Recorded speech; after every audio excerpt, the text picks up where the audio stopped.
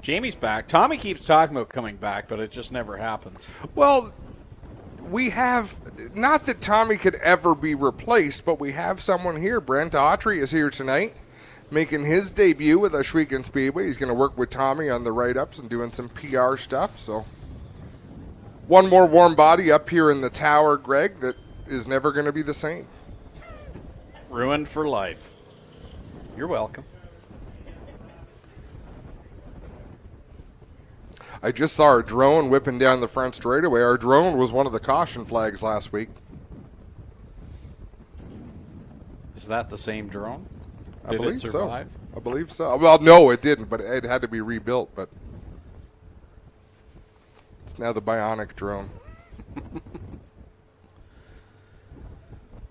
One lap left in this qualifying heat for the Middleport Mechanical Thunderstocks.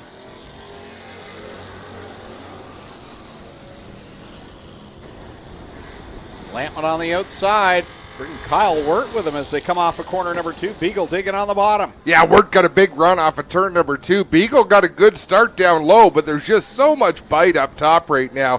White flag in the air one more time. Lampman leads. Oh! Line. Cam Thompson and Trevor Want hard into the wall off of turn number 4. They both carry on, will remain under green. Off of corner 4, checkers will fly for Donnie. Lampman picks up the win over Kyle Wirt, Logan Schwedick, Ryan Beagle, and Kyle Andrus. Then it's Cameron Thompson, Trevor Want. Wonder where the back of Thompson's car went. Aiden Nye. And Jamie Googe brings up the tail end of that first qualifying heat for the Middleport Mechanical Thunderstocks. 28 cars in attendance tonight, so all will make the A main. Yeah, slim field tonight, only 28 of them, Greg. Heat race number 2, and here's how they'll line up on the pole. Both drivers on the front row are from Hagersville. Starting first in the 93K, it's Mike Klazinga. Starting second in the number 3, it's Devin Bacher. Starting third from Guelph, the 79 is Christopher Hale. Starting fourth from Belleville, the 17 is Jeff Humphrey. Starting fifth in the 427 from Bimbrook, it's Tim Phelan. Starting sixth from Corbyville, the 2M is Mark McDonald. Starting seventh from Thorold, the 11 is Go Fast Teeple. And to his outside from Ohsweken in the 38, it's Frank Turkey. Rounding out the field from Canfield, the 32 is Mark Fawcett.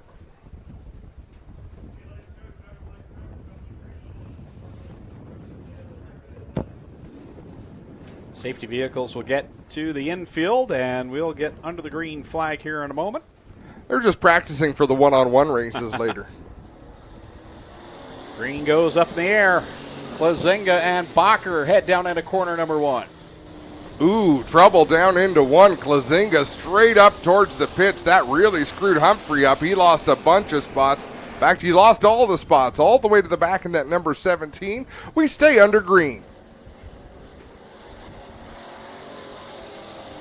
One lap down on the board. Good to see Jeff Humphrey back again this week. Regular runner down at the Brighton Speedway, and said that he was here for redemption tonight after having a rough go last Friday night.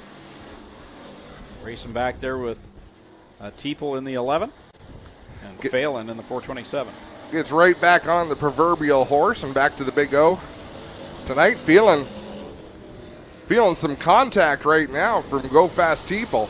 They'll race side by side through turn number 2, but out in front it's all Devin Bacher by about 8 car lengths over Christopher Hale.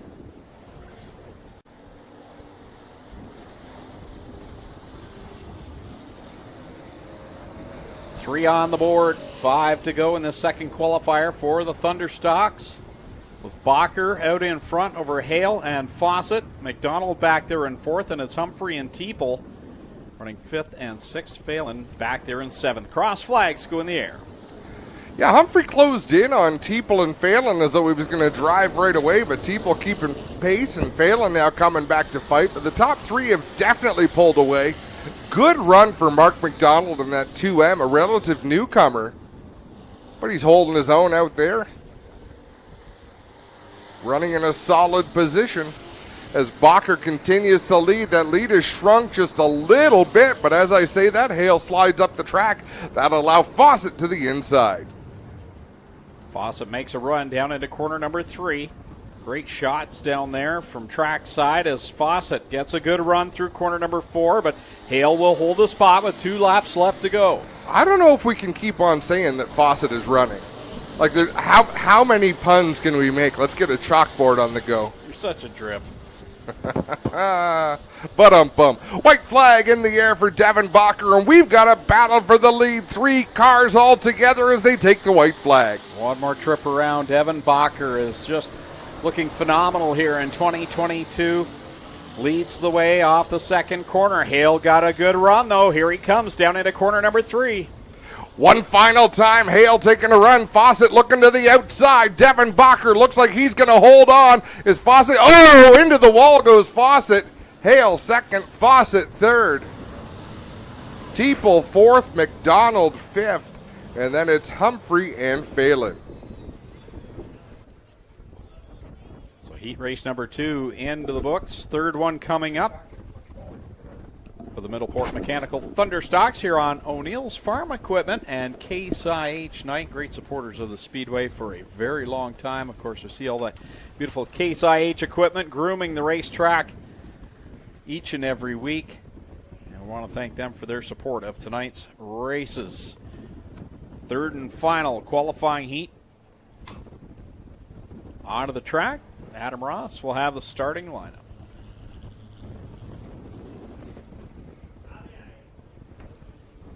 I don't know what they did, but now we do have volume. That's much louder than it was a bit before. Greg, do you have some sound in yours? Can you hear me at all? No. Yes, I can hear you. Darren's over there. What a jerk. It sounds good now. I can hear you. Jim Lampman on the pole out of Keister Center in the 28. Darren can't hear me at all, so give Darren a hug over there. He's upset. Mike Thorne alongside from Caledonia in the 55. Casey Huffman in the 13. Trevor DeBoer in the 23. Adam Plazik in the 41. Dave Bailey in the 49. Melissa Miller in the 93. Ron Logie in the 97. And Ryan Berry in the 75. Honestly, after a night with you, it's like Monday before I can't hear you. You're in my head for that long. You're welcome. Mike Thorne out in front. Jim Lampman and Trevor DeBoer with Dave Bailey, the man with 2 wins and 2 tries here in 2022. Yeah, Bailey is just lighting it up this season, having a great year. A driver who's having some struggles is in that Burger Barn number 55. Mike Thorne, he's out in front of this one. He's had some speed, but boy, he just finds himself in the wrong place at the wrong time. Here he is out in front across the line another time. Putting another lap on the board. 6 to go with Jim Lampman riding back there in the second spot. Here comes Trevor DeBoer and Dave Bailey making it 3 wide through the second corner. It's going to get pretty skinny there down the back straightaway. DeBoer, Bailey, Lampman. You notice none of them lifting. Bailey drives it deep into the turn. He'll slide up the racetrack, but Dave Bailey takes on the second spot.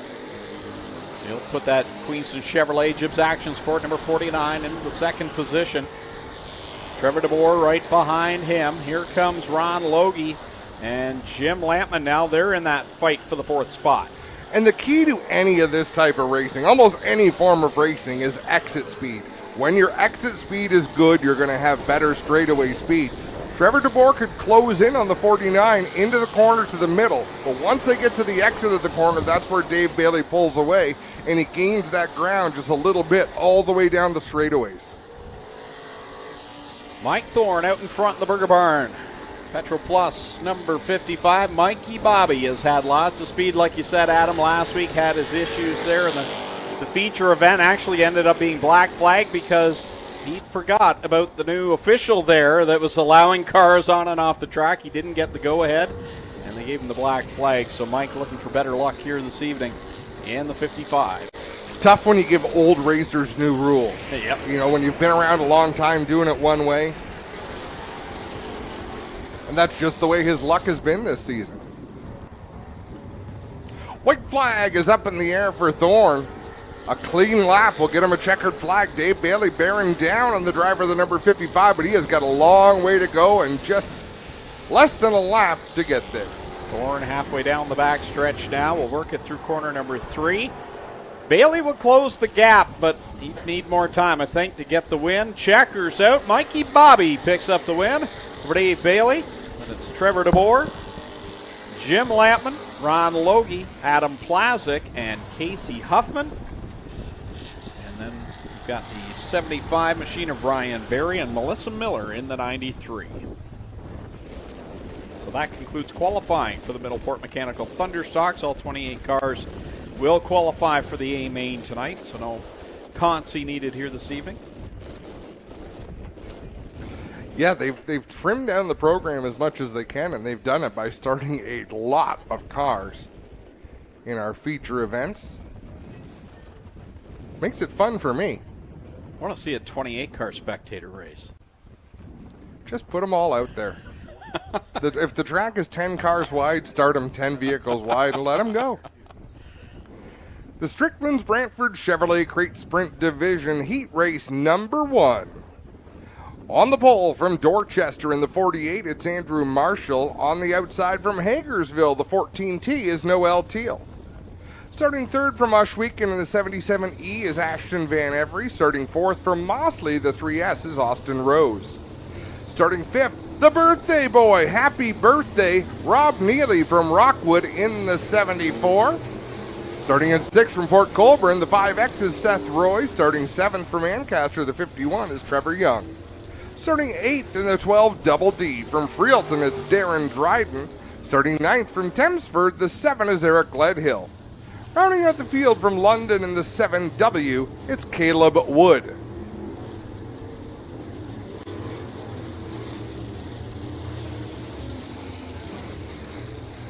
So yeah, Rob Neely celebrating a birthday, and I'm not going to say Rob Neely is old, but if you add the ages of the first row, you probably still don't have as much as Rob Neely. You could probably add three starting positions in any of our heats, and Rob Neely still has them beat. I don't know if he'd be happy we mentioned that. This time at a turn number 4, we will see the green flag, and our first Strickland's Brantford Chevrolet Crate Sprint Car Heat is underway. Well, Teal will lead them down to the corner, but here comes Austin Rose around the outside. Got one up high, I believe that's Marshall, and Teal goes around in front of the pack. Somehow, no one gets collected. Ashton Van Every with a problem in the 77, rolling very slowly down into turn number 3. That will bring out a yellow flag. And another candidate for our Mighty Wipes moment of the night. Hey, Clint, did you seal that deal yet? I mean, we have never sold a deal as hard as this one. Greg, can you think of anything we pushed as hard for?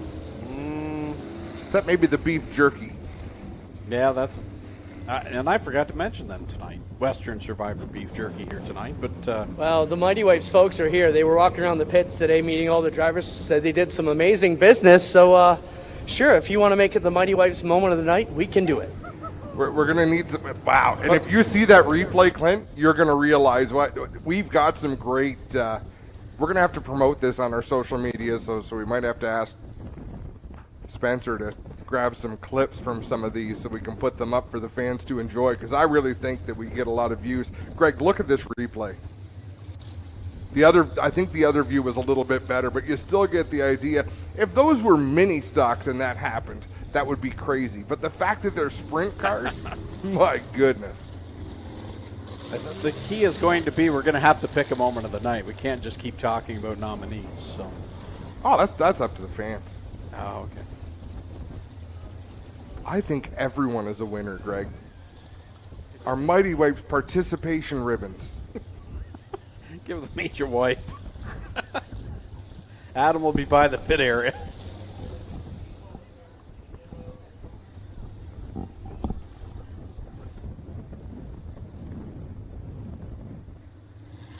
So many great ideas. Just horrible execution. Well, can't have it all. Wow, that drone's getting close. Until the drone flies under the wing of one of those race cars, I'm not gonna celebrate it anymore. Like, he's raised the bar so high. Oh, yeah, I can't watch that. Ashton Van Every getting the push, but doesn't look like that machine's going to fire. No. And with 29 cars, do we know officially how many they will start? They pulled a fast one on us last time. I think they started all of them. We're talking about it right now, guys. It would only be one more than our normal. If it lets us avoid a B main, we'll see if all the cars make it out of the heats, but we're prepared to start 29 tonight. Just hearing that gave me a Mighty Wives moment of the night. I want to be a nominee.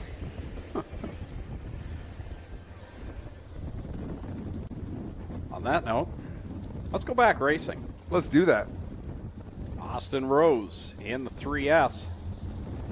The Bobcat of Brantford machine of the Nathan Ackland Racing Stables comes to the green flag, and back on it, Seth Roy and Trevor Young giving chase.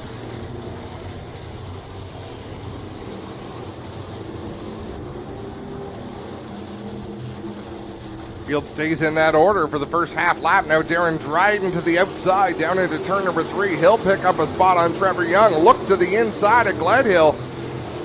And Gledhill had already turned down into the corner and had to redirect himself because Darren Dryden was there. So moved Dryden in that 12 double D up to the 3rd spot. 3 laps on the board, 5 to go. Austin Rose, Seth Roy, Darren Dryden, Eric Gledhill, your top 4. Trevor Young holding on to the 5th spot. Then you got the birthday boy, Rob Neely, back there in the 6th position as the cross flags go up. Good job being done by Seth Roy in that 5 machine. Darren Dryden closing in along with Eric Gledhill to make it a 3-car battle for the 2nd spot, but out in front it is all Austin Rose for the moment.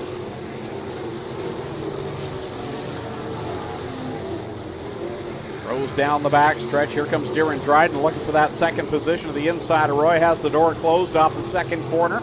They'll continue doing battle down in 3 with 2 laps left to go for leader Austin Rose. Dryden really lost some ground there. Wow, as Rose goes way up the racetrack. Now Dryden will take a run again to the inside, and Seth Roy doing a great job to bring the car down the racetrack and kind of pinch off the line of Dryden, limit his options on the backstretch as we take the white flag. Austin Rose beginning to see the tail end of the field in this qualifying heat, but this one about to end as Rose set sail through corner 3 for the final time. Checkers come out. First qualifying heat win goes to Austin Rose. For Seth Roy, then it's Darren Dryden, Eric Gledhill, and Trevor Young will cross the line in 5th. Rob Neely 6th, Caleb Woods 7th, Noel Teal 8th, Andrew Marshall 9th, and Ashton Van Every with the DNF. If there was a Days of Thunder for dirt racing, Greg, tell me our warm-up track wouldn't be in the credits. Doesn't that look cool? Like just a smoky, dusty scene, and you see these silhouettes of sprint cars going by. Aim for the smoke.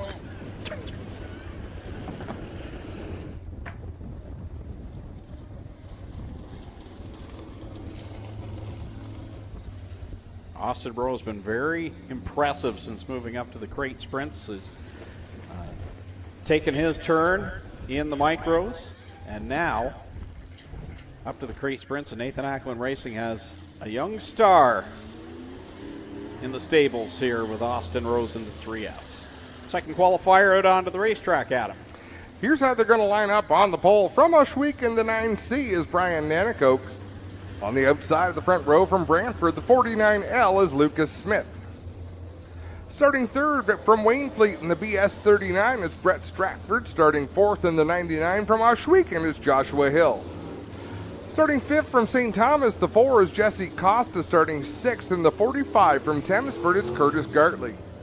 Starting 7th from Ohsweken, the 77T is Tyler Powda. Starting 8th from Brantford, the 88 is Lance Erskine. Starting 9th from Georgetown, the 2M is Steve Murdoch, and rounding out the field from Ohsweken, the 420 is Victor Bomberry. Welcome to crate sprint car racing, Victor Bomberry. 10 cars line up in this second qualifying heat. Brian Nanico. Talk about drivers that have just not had good fortune. That's one driver right there. He's had lots of speed, but one thing or another has cost Brian Nanico some good finishes. Well, he's got a good starting spot in this one. He runs right around the bottom of the racetrack. Lucas Smith with the lead. Brett Stratford swings around to the outside into the second spot in that black 39. Now we got a 3-car battle for third. Smith, Stratford, and Hill right now the top three. Costa closing in on the Hill machine. Will blow by him in corner number 1, give him the third spot. Hill trying to fight back now down the backstretch. Through 3 and 4, Stratford up on the high side of the racetrack. Gets a good run on Lucas Smith. He'll drive to the inside in 1 and 2. You got to be real careful. You want to run down low there and take that run, but it is wet at the very bottom. We saw that last week, Greg. Cars would shoot straight up the racetrack.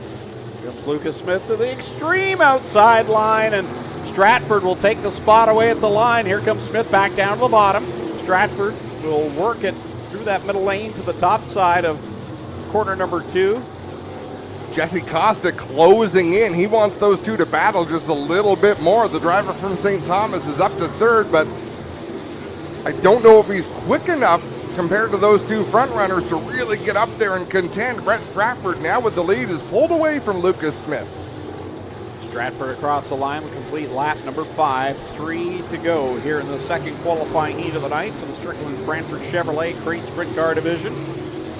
Smith back there in second, Costa third, Murdoch's up to the 4th position, and Curtis Gartley into the top 5. 2 to go in this one. Stratford has extended that lead, but we've got a battle for the second spot. Oh, Stratford way up the racetrack, and we got a problem.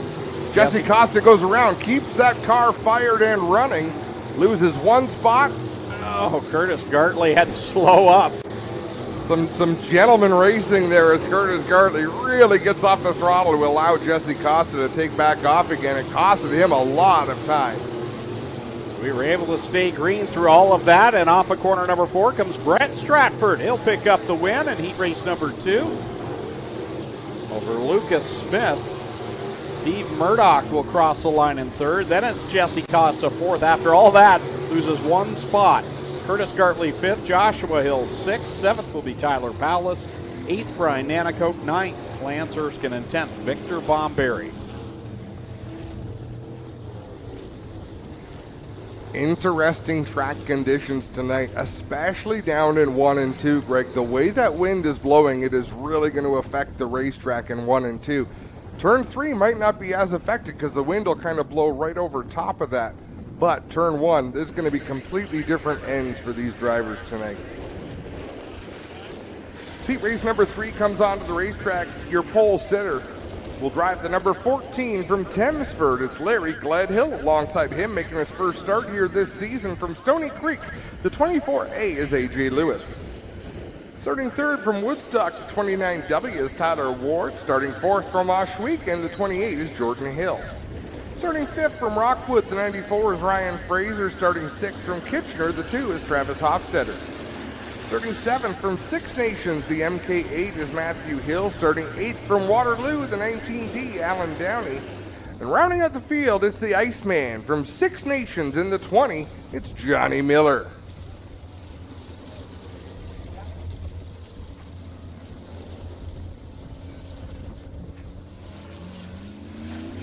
Final qualifier, 8 laps, 9 cars.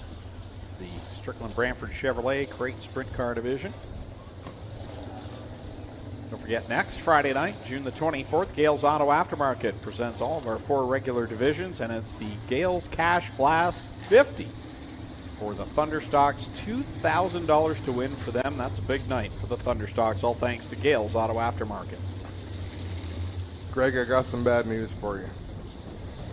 I'm not going to be here next Friday night. Oh, yeah? Why would that be bad? I know you don't mean that. Angie and I are flying down to Newfoundland on Thursday. Pinty Series making its first stop, so we're going to go check out St. John's a little bit.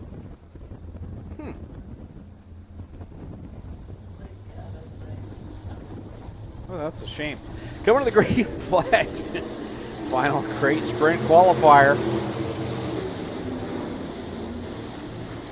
Larry Gledhill, A.J. Lewis out in front, and it's a wild mess behind them.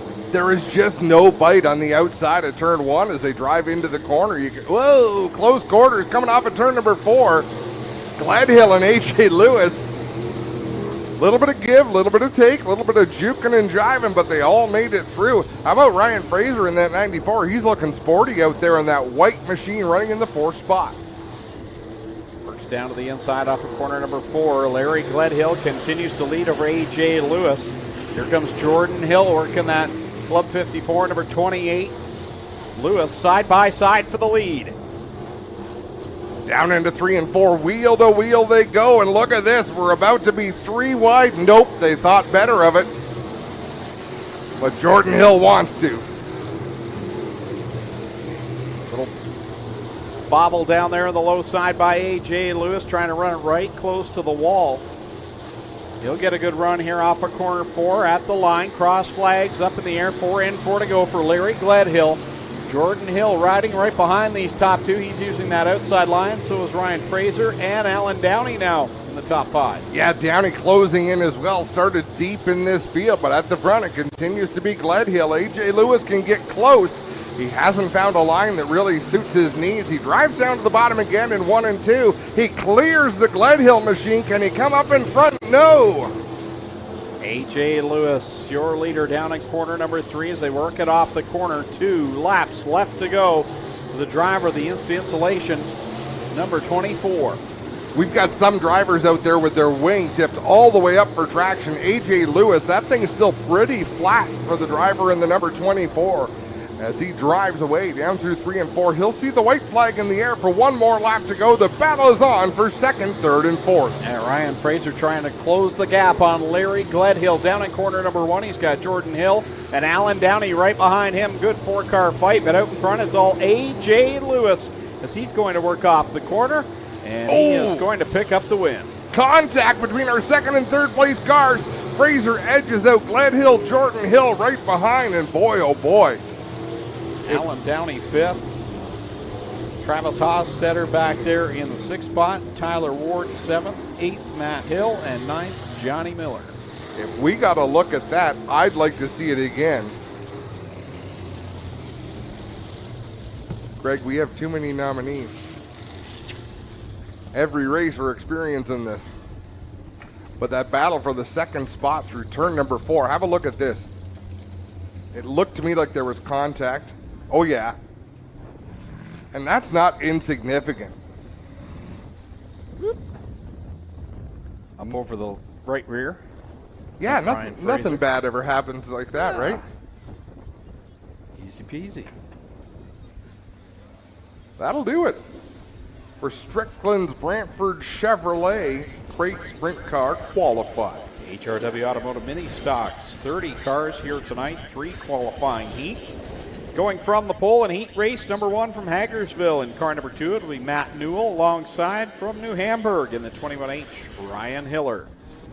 Dusty DeBoer lines up 3rd. He's from Hagersville in the 23. Going from 4th from Linden, the 11E, Jeff Elslager. Starting in 5th from Paris, the 79, Steve Miller. And rolling off in the 6th spot from Caledonia, the 265, Mike Evers.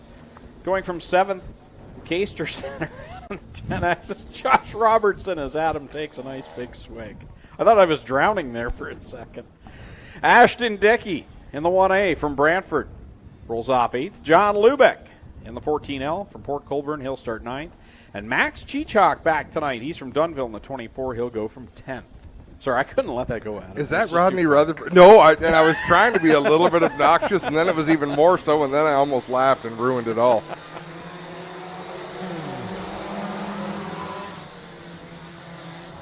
Is that Rutherford's 24? It looks like it, yeah.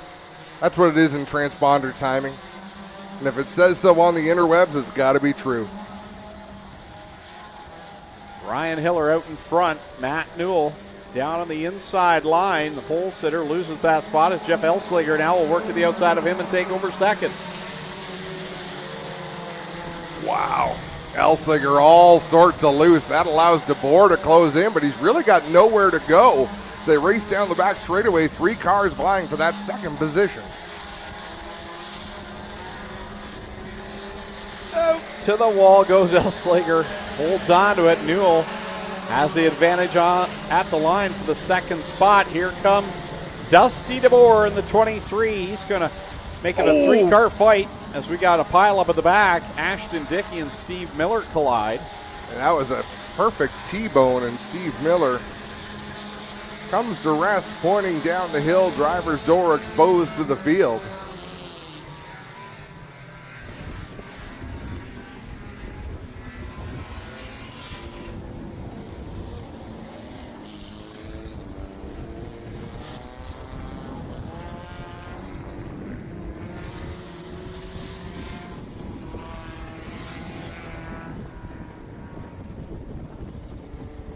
Still to come, 2 more qualifying heats for the HRW Automotive Mini Stocks, and then we've got 3 qualifiers for the 360 Sprints. 24 of those in attendance tonight. See if there will be, yes, a B main for the crate sprints. We just got the lineup for that. I don't believe it. They handed us the lineup. Yeah, I don't think we're going to run it. Spectator 101, King of the Hill, whatever you want to call it, still to come at intermission.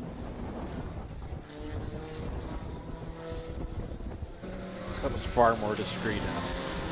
Yeah, well, don't count on that every time.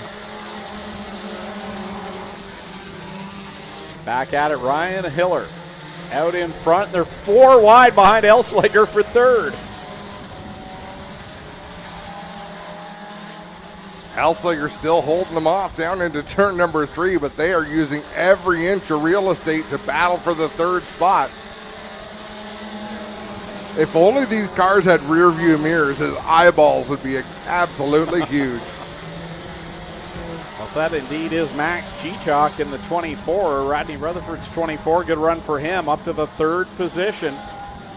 Trailing Elsinger. White flag is out. 1 more trip around for Ryan Hiller out in front.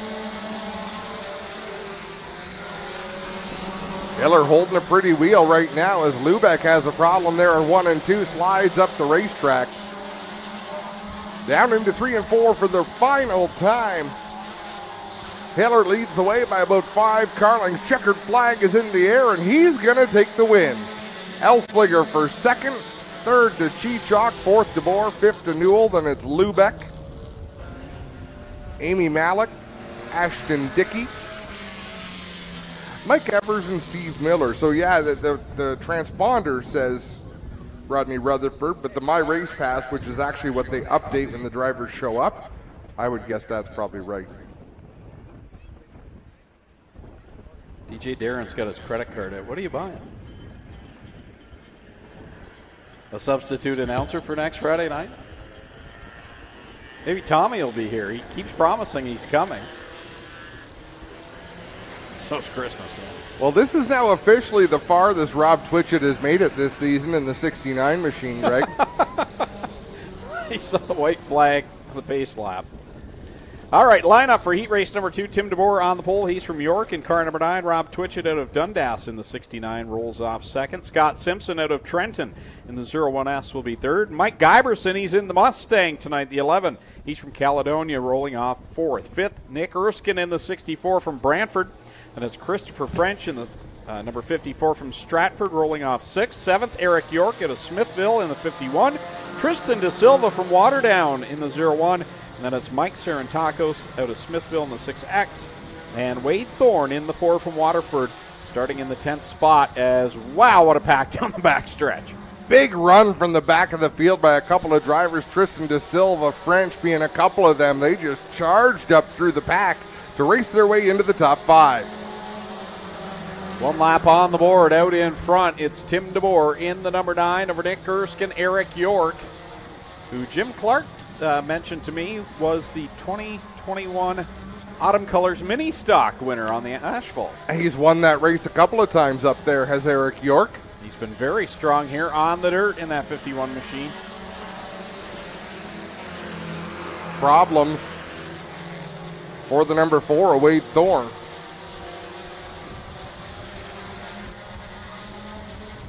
Tim DeBoer out in front. York now to the second spot over Nick Erskine, who continues to be strong in the 64 machine. Now the caution flag will come out. Yeah, Thorne is out of power up there between 1 and 2 in the 4 machine. He is not going to make it to the pits without some assistance.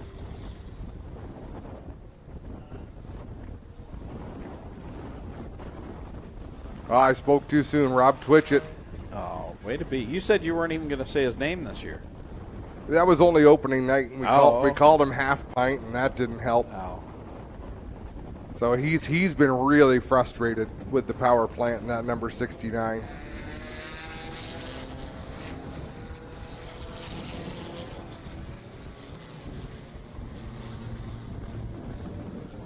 So we stacked them up. It's Tim DeBoer in the 9, going to start on the outside of the front row. Nick Erskine in the 64 on the inside.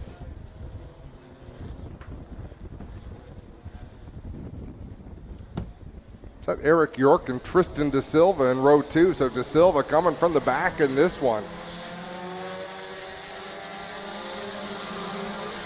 Back under the green with 4 laps left to go in these 6-lap qualifiers. Tim DeBoer out in front. Here comes Nick Erskine. Got a good run going down into corner number 3. Tristan De Silva to his outside. Sirantako's coming from the back. He's up into the top 5. And Christopher French using that extreme low groove. It did not pay off for him that corner, but if he tries that again, if anything should happen in front of them to those front runners, that would leave the inside wide open, but he'll move up the racetrack and lean on the banking a little bit. Tim DeBoer, Nick Erskine. 1 and 2. Here comes Erskine working that inside line. De Silva's been strong since the drop of the green flag. He's got to run to the outside of Erskine, trying to close in on the leader in the 0-1. York, though, not going away from his inside. Down the back straightaway, Erskine still with the nose poked to the inside of DeBoer, trying to get back to the throttle, but DeBoer up on the outside, a little bit more banking, a little bit more bite up there on the high side as the white flag flies. Final trip around. Here comes Nick Erskine, trying to hold on to second, but he's also trying to get the lead away from Tim DeBoer as they go down into corner number 3. Final time. Erskine's going to push the issue a little bit, slides up the racetrack. They'll be door-to-door down the front straightaway to the checkers. Who's it going to be?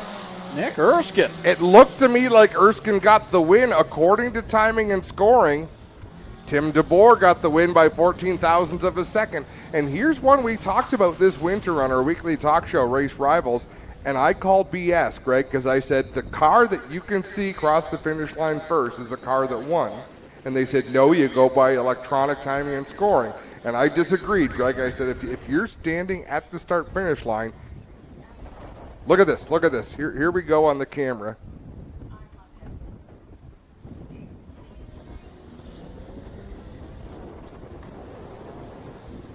My timing and scoring said it was Nick Erskine. I'm just saying. So I wasn't disputing what you're saying. But nonetheless, third qualifier onto the racetrack. On the pole from Ancasters, Fabio Olivieri in the 16. Don Deagle back there in the second spot from Hamilton in the 12. Starting third from Burlington, the 10J Jeremy Hughes. Jason Tolton out of Guelph in the 1 machine. He'll go from 4th. Starting in 5th from Beamsville, the 7B Braden Cuse. And going from 6th, Paul Longboat out of Ohsweken, the 188. Martin Schroeder starts 7th in the 60. Tyler LaFantasy from Thorold in the 96 starts 8th. Mark Thorne, 9th from Waterford in the 46. And Tim Newell in the 26 goes off 10th. Bit of a ragged start for the outside lane further back. Couple of drivers at a big disadvantage out there as we've got one dropping back. I believe that's Don Deagle, who started on the outside of the front row in the 12. He is all the way back to the tail end of the field as the leaders bring him off at turn number 4. Fabio out in front. Here comes Jeremy Hughes working that inside line. He'll pass the leader now. They come off the second corner. Hughes gathers it back up. He's got the lead down into number 3, but here comes Fabio. And that Kubota, number 16, trying to close the gap, and Hughes goes up the banking in corner 4, and he's lost power. Yeah, something amiss on the Hughes machine, and thankfully everybody able to avoid that number 10 as he will limp it down the front straightaway. Not sure if he'll be able to get it back to the pits or not. He's going to make the hard left turn, the sportsmanlike thing to do, and peel off to the infield so this race can continue. So now the battle is Fabio Oliveri and the one of Jason Tolton. Tyler LaFantasy. 2 wins in 2 weeks in that number 96. He's up to the 3rd spot now as he works by Martin Schroeder and trying to track down the top 2. Jason Tolton going to clear the Oliveri 16. Oliveri not giving up. He fell back to second once earlier on, and that worked out for him. He's going to keep on trying as they get the white flag. Tolton's got the spot. Oliveri right now right behind him trying to get the run down the back stretch and give it another shot. LaFantasy definitely closing in on the top 2, but running out of time. Oliveri looks to the inside of our race leader, but it'll be a tough go. Tolton going to win this one over Oliveri, LaFantasy, Schroeder, Longboat, Tim Newell. We still got another lap, though, so we're going to... Oh, I thought that was the checkered flag. Never mind. It may end up the same. Here comes Tolton, but Fabio's going to get a run off of 4. Nope, Tolton's going to get the win. Oh, thank goodness. I already called it. Been there, done that.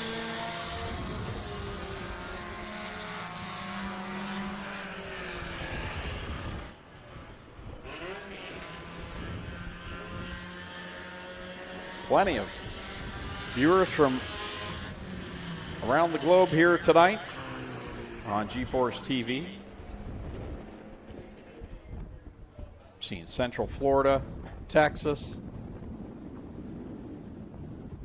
I promise you, whether you're in Central Florida or Texas, you're not hotter than we are up here in this booth. Elbridge, New York. Norwood, Ontario. Elbridge, New York, that's where I'm from. Who's watching from Elbridge? Someone. Good story. Luann W. I'm Your Huckleberry from Northeast Wisconsin is here.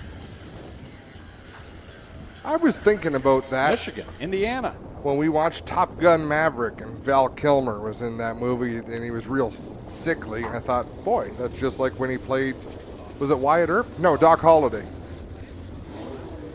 Cool Kids Ice and Water Core Pack merchandising 360 sprint cars onto the racetrack, 3 qualifying heats. Your lineup for heat number 1 looks like this. Going from the pole out of Mississauga in the 17X, it's the highlight man, Mac Demand, to his outside. Over in corner number 2, aboard car number 0, the Ohsweken Flyer, Glenn Stiers. Starting in 3rd from Brantford in the Little Bend 110, it's Jake Brown. And to his outside, going from 4th out of Hamilton, the 01K of Mikey Krutchka. Starting in 5th from Benbrook in car number 9, it's Liam Martin. And his outside from Dorchester in car number 1, it's Holly Porter. And back in the last row from Mountain Bridges, the 45 of Nick Sheridan. And the 88H from Beamsville, Josh Hansen. 8 cars, 8 laps the distance for the 360 sprints, brought to you by Cool Kids Ice and Water and Core Pack Merchandising.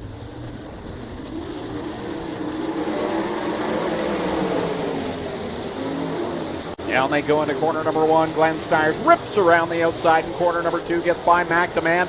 And look at Mikey Krutchka on the move. He'll jolt his way up into the 3rd spot. We've not seen Krutchka here at the racetrack yet this season, but he has shook the rust off a few times racing with the Empire Super Sprints this year. Krutchka picking up that 3rd spot. He'll slide up in front of Mac Demand, but Demand with a big head of steam down to 3. Takes it back in 3. Krutchka goes back down to the bottom in corner 4. Slide job up in front of him. Well, Demand got really high in corner number 4. Gave up the 3rd spot as well to Liam Martin. Holly Porter digging down the inside of the racetrack. She'll pull alongside Mac Demand, but out in front, it is all Glenn Stiers, the Ohsweken Flyer, with the race lead. This is how he looked 1 week ago in the UMP Modified qualifying heat. He was out in front by a good distance. Right now he leads over Mikey Krutchka, Liam Martin, Holly Porter, and Jake Brown, your top 5. This kind of racetrack is where experience will really pay off. Glenn Stiers out in front. Mikey Krutchka, a couple of drivers with a lot of laps under their belts. They've seen these kind of conditions before. Glenn Stiers works it off the corner number 4, across the line. Complete lap number 5. Krutchka in tow. Liam Martin right there in that 3rd spot. Jake Brown to 4th. Holly Porter back to 5th. Josh Hansen, who started at the tail in this one, he's right behind Porter. Fighting off Mac DeMann, who's drifted back from his pole position. In a hot battle right there as they work through 3 and 4. DeMann still running the high side. They're just behind Jake Brown. It's Brown, Hansen, Porter, and DeMann all in a fantastic battle. 1 lap to go for the Ohsweken Flyer. Glenn Stiers from the Insulation 0-1 of Mikey Krutchka. Liam Martin right there in that 3rd spot. We come to the checkered flag in the first qualifying heat. Stiers going to take the win. Coming home second, it's Mikey Krutchka. 3rd to Liam Martin, then it's Brown, Hansen, DeMann, Porter, Sheridan. Got to give a shout out to Nico Hansen. Out of commission for a little while. That we saw him roll to a stop there last week on the back straightaway, and a rib injury is going to keep him out of the seat for a little while. Wish him a speedy recovery in the J&E Recovery Mini Stock. Josh does a nice job here tonight, gets up into the top 5. Glenn Stiers, your winner. Mikey Krutchka.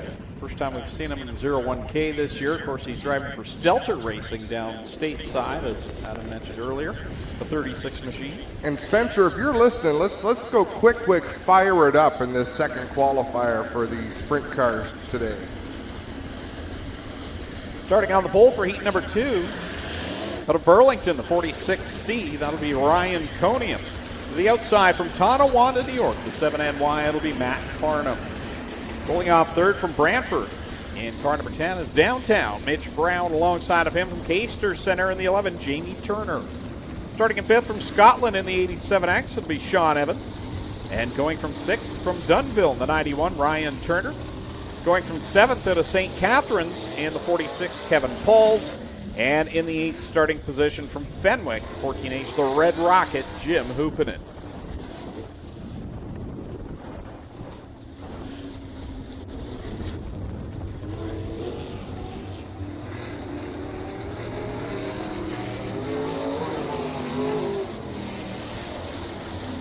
All Phase Remodeling in Panama City, Florida. Loves watching and listening to G-Force.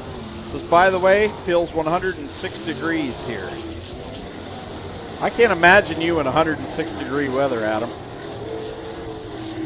No, that'd be warm. That would be warm. Casey Kite says 105 in East Tennessee. You know, it's so nice to get a message from someone in the stand saying my microphone can barely be heard out there because all I hear is how you hear too much of me, Greg. So it's nice to hear the other side now and then. Here we go. Heat race number 2 ready to come to the green flag. We're going to do a quick fire it up.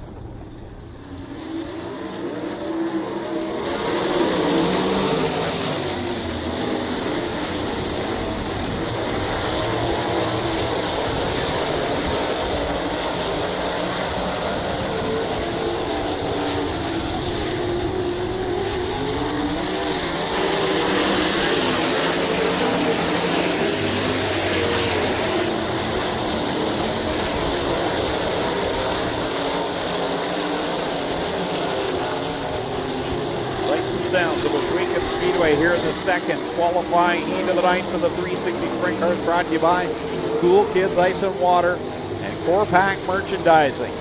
Good battle out in front. Ryan Coney and Matt Farnham going at it. I'll tell you, that 7 of Farnham is not short on horsepower. Look at what he gains at the end of the straightaway. Brown went around him in the corner, but that 7 machine is stout in a straight line. Almost 3 wide for the lead in turn 2. Ryan Coniam leads down into corner number 3. Mitch Brown in tow. He'll look down to the inside line. Farnham still digging on the top 2. What a handful of talent here in this one. Sean Evans closing in, wanting to make it a 4-car battle, and don't count out Ryan Turner back there in the 4th spot either. 5th spot, rather. Off of corner number 4, Ryan Coniam leads. Mitch Brown holding on to second. Here comes Farnham down to the inside of him in corner number 1. Farnham takes the spot. Brown, though, gets a good launch off of corner number 2. Is a very slick racetrack tonight. It's creating some pedaling for the drivers. Slide job city. Farnham slides past Jake Brown. Brown crosses him over and drives past on the front stretch. Farnham going to try to set him up again. But all of this, and I'll tell you, Ryan Conium has not looked great the last number of times he's been here to Ohsweken Speedway, but he does tonight. White flag is out one more time around for Ryan Conium in the 46C machine. Farnham holds down second. Here comes Brown trying to get a run off that second corner as they work down the backstretch for the final time. Conium brings it off of turn number 4. He'll bring it to victory. Finishing second is going to be Farnham, and then Jake Brown. Brown will pick up third. Now the transponder, we've got Conium, Farnham, Ryan Turner over Mitch Brown by 2 1,000ths of a second. Now is that Mitch Brown or Jake Brown? Mitch. Why'd I call him Jake that whole race? He was in the previous heat. I was having deja vu. All over again.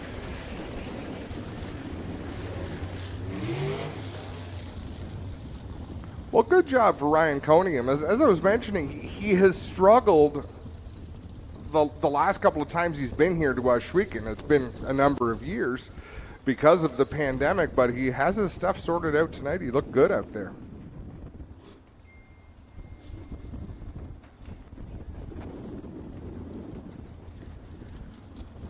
Jim Clark's tuned in with us tonight from beautiful downtown Belleville, Ontario.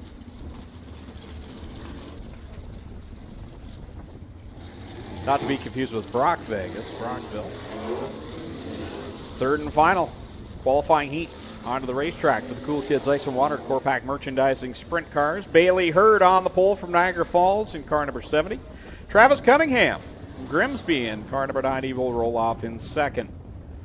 Starting in third from Picton, in the 84, it's Tyler Rand. And going from fourth from Brantford, the 70mm, Dave McKnight Jr. In the fifth spot from Beachville, car number 5, DJ Christie. And going from sixth out of Tilsburg, the 13, Corey Turner.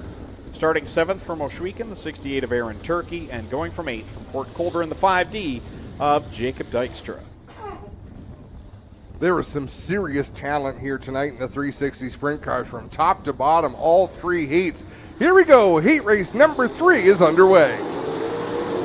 Fired off into corner number 1. Look at DJ Christie down to that inside line. Rockets up to the third spot as he'll fight with Dave McKnight Jr. Out in front is Bailey Hurd and Travis Cunningham. Travis, another one of those drivers that said he's coming for redemption tonight after he had that crash on opening night, as we've got one slow, and I think that's Jacob Dykstra over there in corner number 2. Travis Cunningham showed all sorts of patience running behind Bailey Hurd there through turns 1 and 2. It looked as though he had more speed, but he was giving Bailey Hurd the opportunity to straighten his car out. Hurd got in there, got a little bit sideways, so Cunningham had to wait and wait and wait before he could jump on the throttle.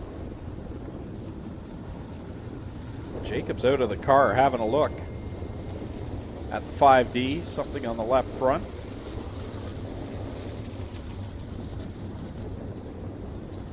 Well, guys, they got all kinds of issues here. This car has been pushed back severely here. And he is not happy with somebody, Clinton. As you can see, this car is destroyed right here. They've got all kinds of problems in the front end here. When they lift this up, you're really going to get a good look at it. This is a new ride for Jacob in this 5D. We'll see if we can get a word with him here, maybe.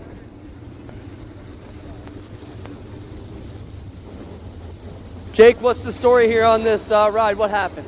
I got to run on the bottom, and obviously he doesn't like giving room when there's room. So it is what it is. We're going to get this thing fixed up. I think it's just a front axle and a couple of shocks. So we'll be in here for the feature, hopefully.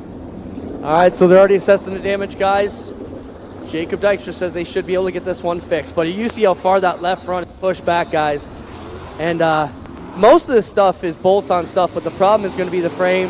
Has it been pushed back to be a problem? I don't think it is yet. But a lot of bolt-on trouble they're going to have to fix up, guys. a mature interview there by Jacob Dykstra, obviously upset. Well, you can see the shock is ripped off the bottom as well. All kinds of issues here as Steve's Big Red Towing gets ready to take this car away. Well, they've got a veteran crew back there in the pit, so they'll get to work on that 5D machine. Everybody qualified here in the 360 sprints. I think they got to knock that car out of gear. Yeah, they'll get it here.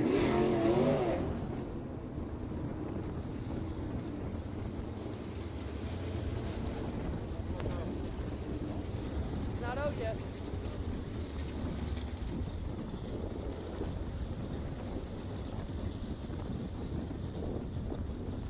There we go. What is the rule? Does the track have a rule, Clinton, about the driver staying with the car? And Jacob did, the only one as far as the tow truck. Well, it's an unwritten rule that if you just leave your car and walk away, sometimes we'll just leave it there in the infield till you're ready to help us out. But yeah, there's no specific rule. I mean, we just ask you to stick around and help keep your equipment in order, make sure we're not losing nothing on you. Yeah, which Jacob did. I don't want anyone to think I'm throwing any shade on Jacob there. No, I think he was just trying to assess the situation there. For sure. So this will be a complete restart. Bailey Hurd down low. Travis Cunningham on the outside. The field takes shape down the backstretch. Bailey Hurd, Travis Cunningham will bring us back to the green flag. 8 laps the distance in this final qualifying heat of the night. We'll go into B mains after this. Hurd again got a pretty good start there. Travis Cunningham elects to go to the inside off the turn. He'll try to get a run, but Hurd going to lead the way down into 3 and 4 to complete lap 1. Hurd, the driver out of Niagara Falls, and that Signal 88 security number 70 machine leads. Oh, he has troubles down to 1 as it is a slick racetrack there tonight. Hurd out in front over Cunningham, and there you see Aaron Turkey on screen fighting with that car to get around the 70mm of Dave McKnight. Cunningham to the inside of Bailey Hurd. They'll drag race out of turn number 2, but Cunningham going to slide up in front with the race lead, so put that black and silver number 90 at the front of the field. Cunningham, Turner. Oh, did they make contact there? Bailey Hurd and Aaron Turkey. If they didn't, it was close. Wow. They had touched wheels here on the front stretch. Halfway home, this time by for Travis Cunningham.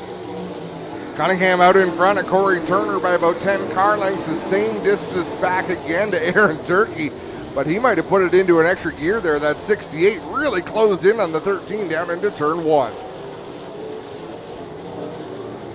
Cunningham across the stripe another time as the Burger Barn number 13 of Corey Turner inching closer on the leader in the number 90 machine.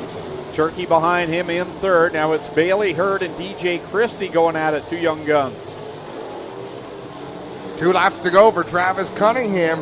Looking good by half a straightaway over Corey Turner. Aaron Turkey had closed in a little bit. Now Turkey is kind of settled back in that third spot. Christie to the inside of Bailey Hurd. He'll try to slide up in front of the number 70. Bailey said, no you don't. Drives around the outside in that number 70 machine. White flag on the field. Cunningham. Turner's kind of settled into that second spot, not gained on Cunningham. If anything, Travis has been able to pull away, so he was looking for redemption. He's done so in the heat. We'll see what he can do in the feature tonight. Checkers out for Travis Cunningham. Corey Turner second, Aaron Turkey third. Fourth going to go to Bailey Hurd, just ahead of DJ Christie. And then it's Dave McKnight and Tyler Rand. Greg, am I crazy? Is Dan Nanicoke here tonight? Nope. Did not see him in the lineup tonight. Huh. And I should ask, it just popped into my mind, but Clinton, how are we doing with the Spectator one-on-one races as we have a replay there of Bailey Hurd? I have about 10 names signed up. So do we need to direct them to go somewhere, or? No, they've already been directed. They should be in the pits, lined up in their cars, getting ready to come out as soon as Doug is ready for them. I think we have a couple of B mains coming, and then we should be into our Spectator one-on-ones. Yeah, there's a couple of B mains on the schedule, but I figured I better ask just in case. Yeah, 10 or so competitors going for $500 in their own street cars, so they're being safety inspected over there. They had to be a licensed car. You have to have a license. You had to have a helmet and a safety belt. So they're being inspected, and we'll have them out here shortly. Who's driving your truck tonight, Adam? My truck didn't make the trip. Oh. Angie's RAV4, so if anyone wants to grab it. There we go.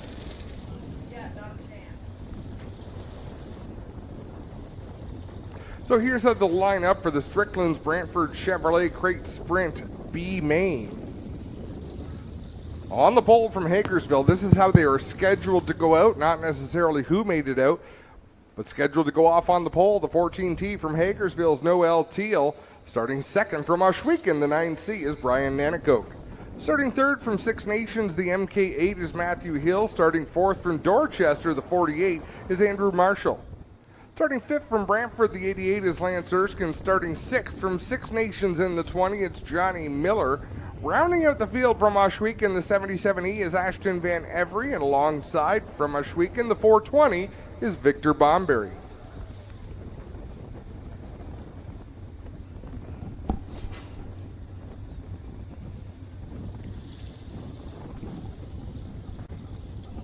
Yeah, I'm a little surprised they ran a B here, Greg. I thought we'd... Yeah, 2 cars. Well, there was making the call. I was just talking about on the video with Doug. There were supposed to be a few more cars that did not make the call last minute, so he is shortening this back. They will race for starting position here, and we're getting ready to go. All cars will qualify.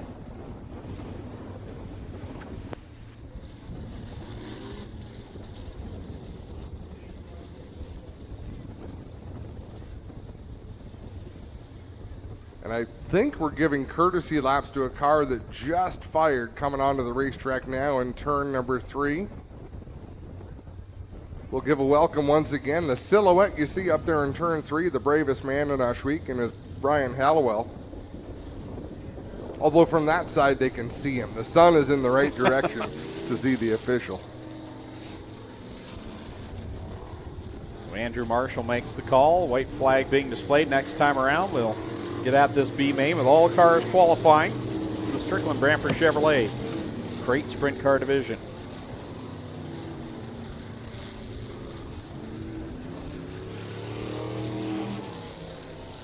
Brian Nanakoke is one of the elder statesmen of this division. Here in this B main with a bunch of youngsters in behind him.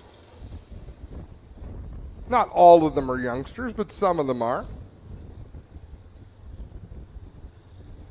And some real characters, of course, Matthew Hill and the MK8.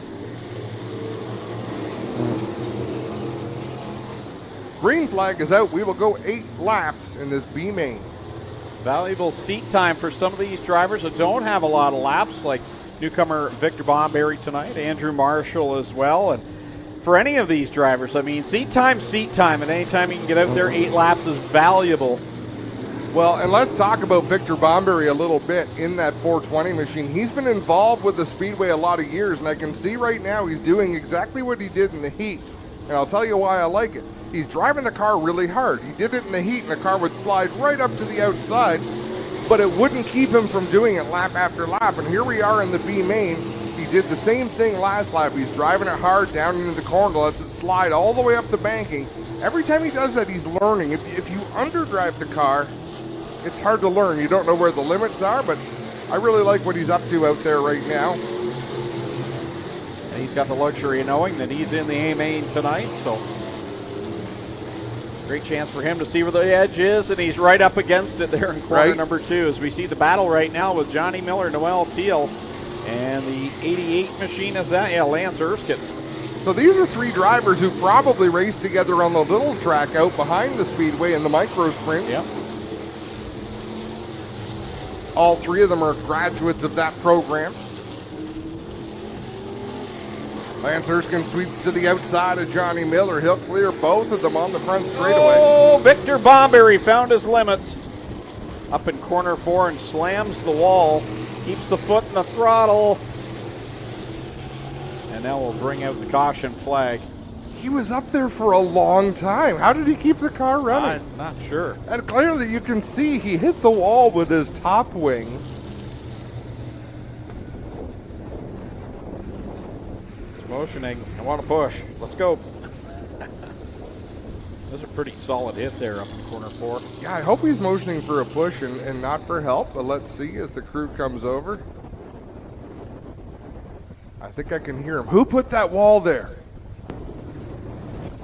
Well, he's got all kinds of damage here on the wing, guys. And the front end shortened up. He's going to need a hook.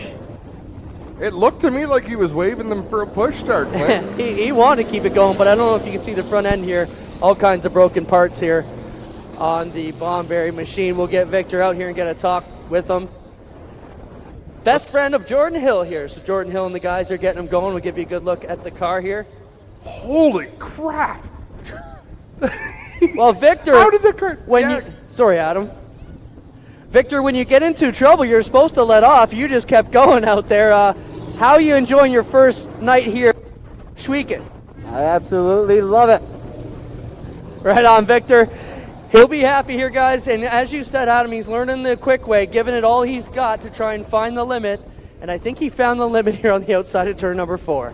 Clint, wait until you go home and watch the replay tonight. I watched it live. He just kept going. Man. No, but it's the way he bounced off the wall, gets up off of there, bounces hard off the wall with the right side, then the front of the car, and keeps on the throttle, drives away about 20 feet before the car finally came to a rest. But to what you said, Adam, he learned a lot in that. No, he did. I mean, jokes aside, he learned a lot from that and exactly what not to do, which some drivers might take them 10 races to figure that much out. There's something we have forgotten in racing, that crashing is part of the sport. You know, we talk about paying your dues and wanting to race politely and with lots of sportsmanship. You can do all of those things, but still, crashing these cars is part of the game. Fixing these cars is part of the game. You can see the car rolling down here. The front end needs a little bit of love. The top wing needs a little bit of love. But at the end of the day, if you race a sprint car, you know sooner or later you're going to crash. And if you crash today, you're going to crash again another time. Hopefully you win some and you have some great nights, but it's just that type of sport.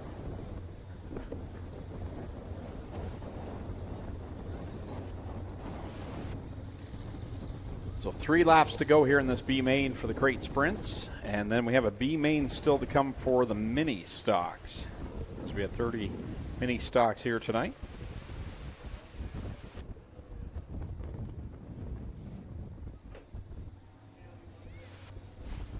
One to go at the stripe will set them free. Next time out of turn number 4, it'll be Brian Nanakoke. And that Canada Fuels 9C going to lead the way over the Nitro 54 variety MK8 of Matthew Hill. Lance Erskine in the 88 machine going to refire third. Then it'll be Johnny Miller, Noel Teal, and Andrew Marshall.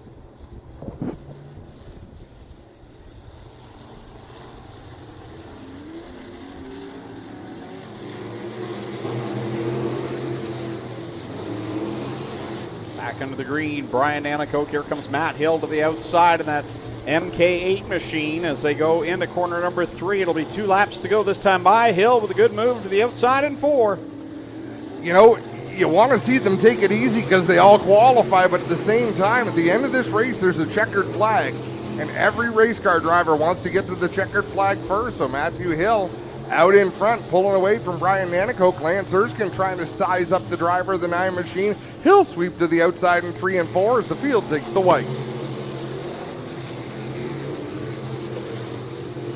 Through 1 and 2, what a battle we have. Up high, it's Matthew Hill. Down low, it's Lance Erskine down the back straightaway for the final time. Erskine to the bottom. Matthew Hill taking the longer, smoother way around, and it'll be Hill, Erskine, Nanakoke, then Johnny Miller, Noel Teal, and rounding out the field will be Andrew Marshall. We're going to see all these drivers a little later on in the feature event.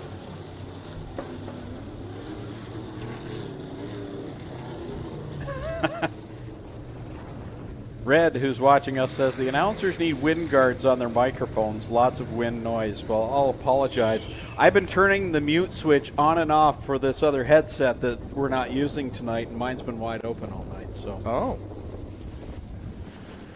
What is it we need? I had a tickle in my nose, and I had to scratch. Oh no, I heard this. Spencer says it's the wind on the camera. I don't argue with the Spencers. Okay. whistling around in Adam's head.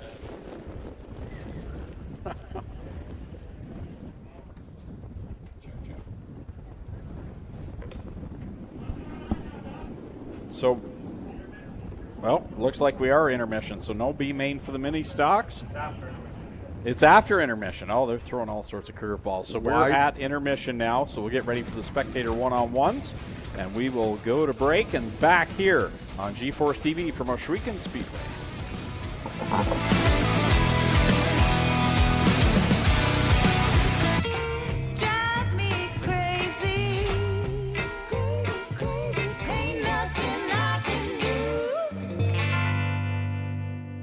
So who exactly is Fast Eddie? More than just a man, it's the mindset that runs through our blood like oil through an engine. Whether on the track or on the street, Fast Eddie is the spirit that drives us to go fast and keep going. Born in 1949 with no time to look in the rearview mirror. Every story is worth telling, and every piece of Fast Eddie apparel has its own. Celebrate our mindset. This is Fast Eddie. This is combustion culture. FastEddieSpeedwear.com. Early man discovered fire, but Quick perfected fire. Quick is the only fire starter that guarantees to start your campfire, wood stove, or fireplace without the need for kindling or paper. Find your nearest Quick retailer at quickwick.com.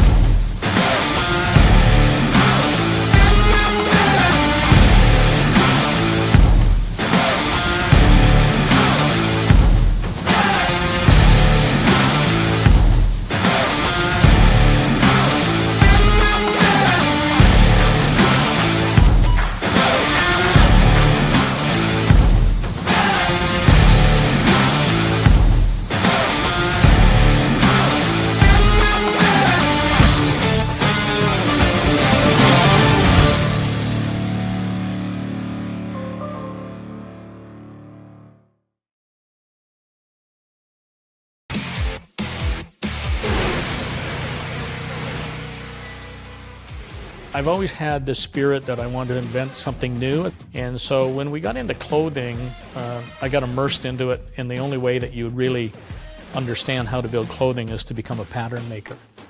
That pattern maker concept started becoming very interesting to me because I went, I can make this better. Love it. Absolutely love designing. Doesn't matter whether it's a garment or an engine or a car, decals on our race cars. I love doing it. That's my forte.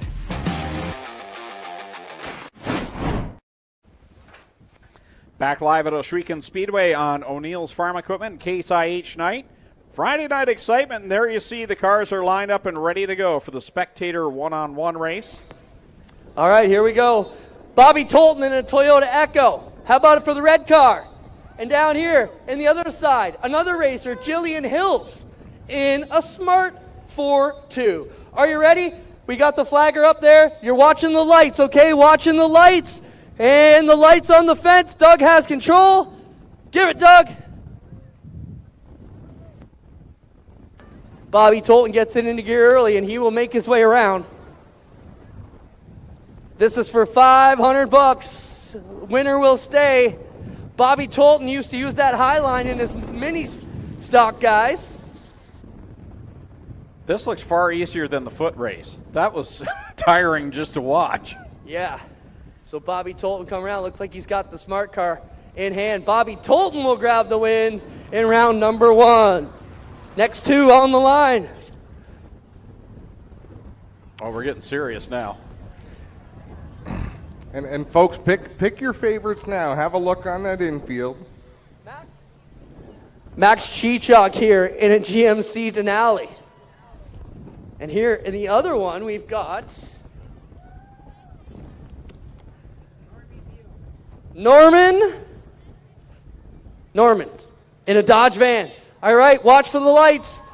Doug, it's all yours.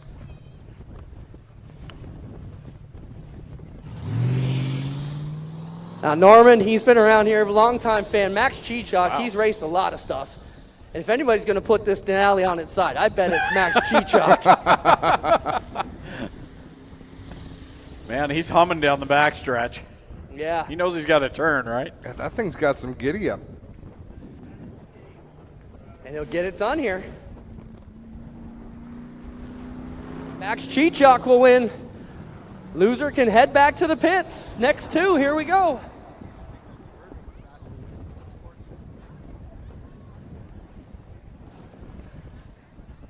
Rodney Rutherford in a Saturn Ion.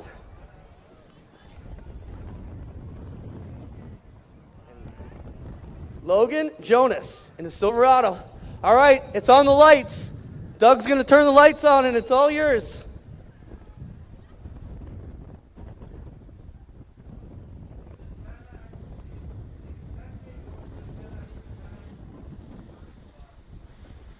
I mean, that Saturn's already got different colored fenders and hood. It's a bit of a mutt. I'm thinking that's an all-out effort here. Johnny Cash through 3 and 4. Built it one piece at a time.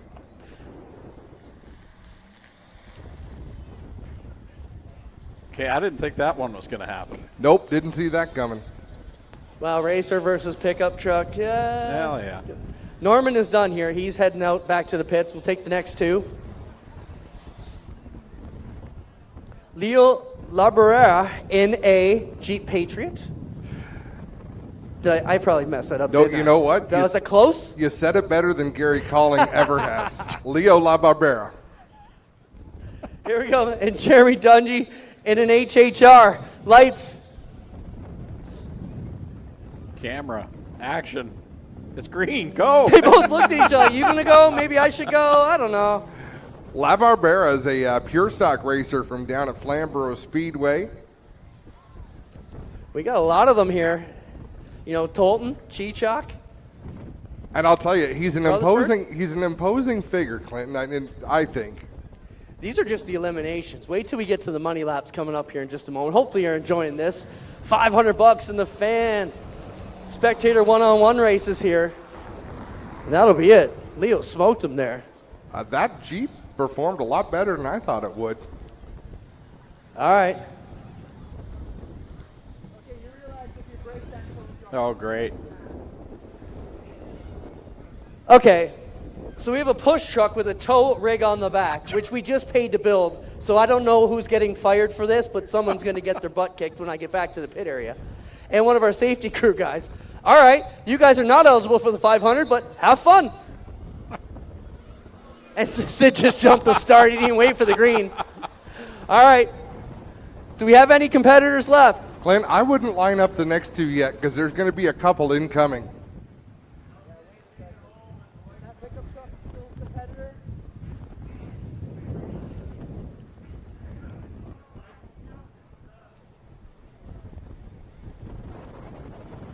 Oh, they're trying to make a race of it.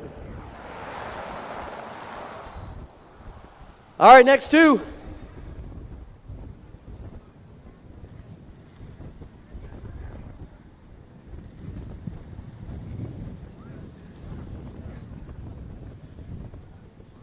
Okay, It looks, I think the driver of the next one needs a helmet, if I heard correctly. It's just a suggestion.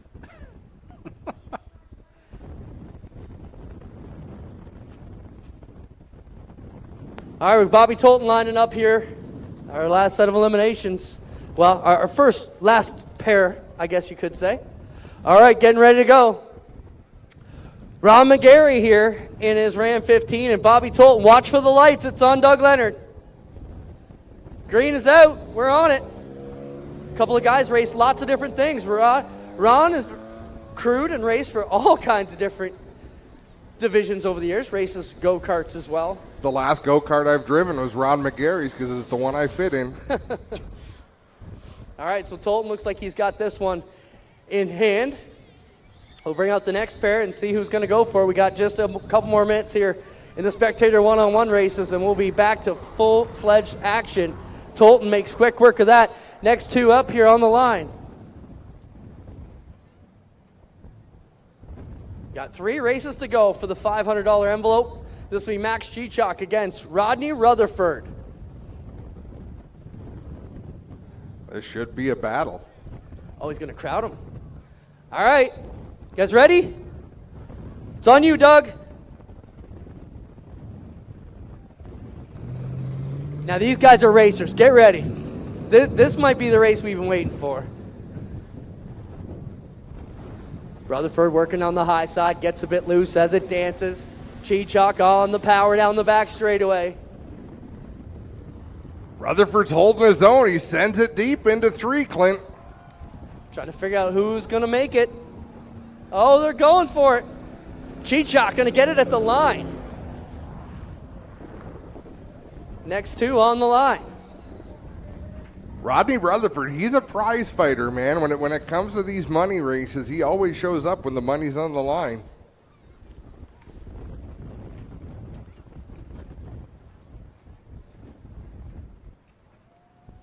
All right.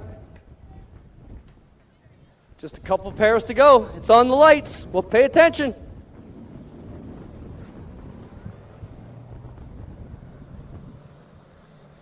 So we're back to La Barbera up on the high side. I'm not sure who's driving the white one down low. Look at La Barbera close the gap on the backstretch. Joseph Bleach. One of the Bleaches out here. And he's pushing up high. Whoa. Bleach will get it done. Tell you what, the races are getting tighter. All right, here we go. We're down to our last 4. Going to the finals. It'll be Tolton or Cheechak. Who thinks the white truck can get it done?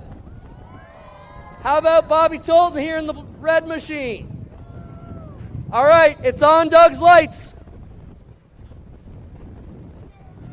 Tolton gets on the gas first, but Cheechak with that rear wheel drive going to push a little bit harder.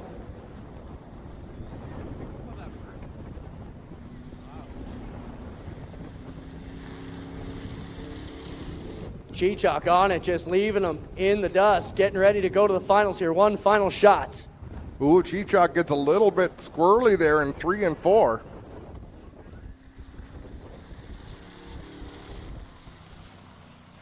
If he has to go 2 more rounds, even with $500, he's going to lose money in gas. Yes. And that's why I shop at Steyer's Gas Bar. All right, 2 laps for the final in the $500 envelope. Joseph Bleach versus Max Cheechak. $500 to win. I don't know. This is going to be interesting. Come on, fans. Show these drivers some love. We're down to the finals. They've held nothing back. Make some noise, fans. Let them know you appreciate them bringing their own cars out here to try and get this cash. All right, I'll count this one down. 3, 2, 1, go! 2 laps, 2 laps, 2 laps. Oh, they're getting too close. All right, Cheechak's got him. On the bottom here, Bleach gonna roll that top side like a sprint car.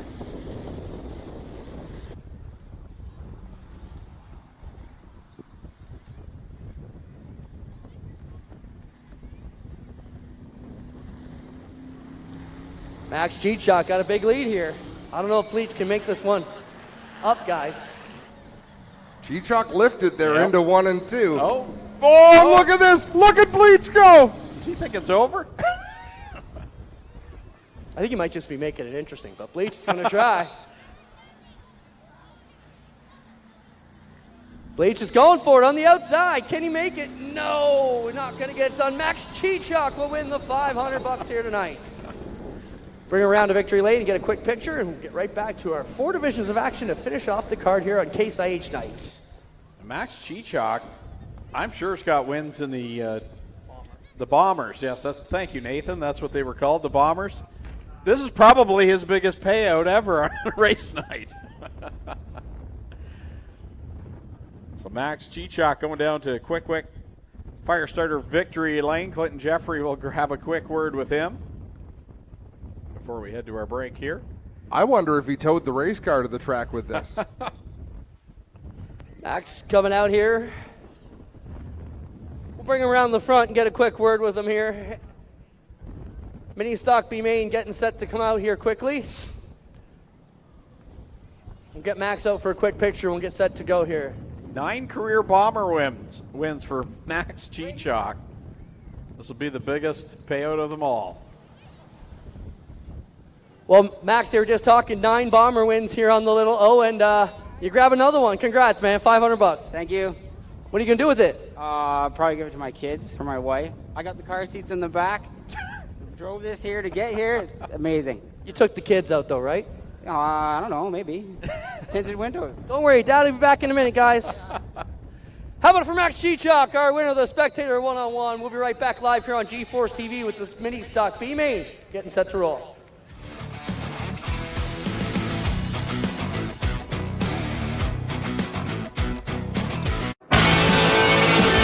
Well, good evening, everybody. Welcome to our weekly race chat.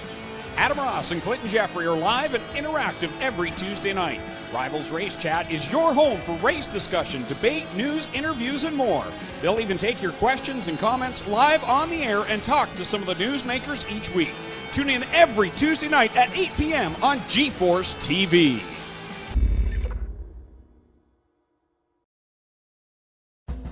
On the scene since 1949, Fast Eddie was born with a lead foot and a burning need for speed. His passion for speed and sport has been captured in this authentic collection of vintage-themed gear. Created for gearheads, riders, and racers, Fast Eddie truly encompasses the great Canadian racing culture we have from coast to coast. Drive hard, get dirty, and look good doing it. Fast Eddie Speedwear. Get geared up.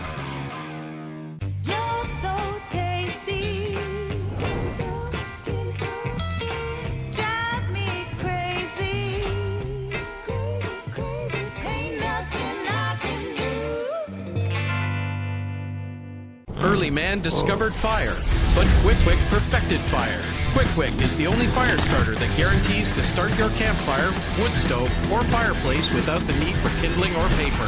Find your nearest Quick retailer at quickquick.com. Giberson on the outside.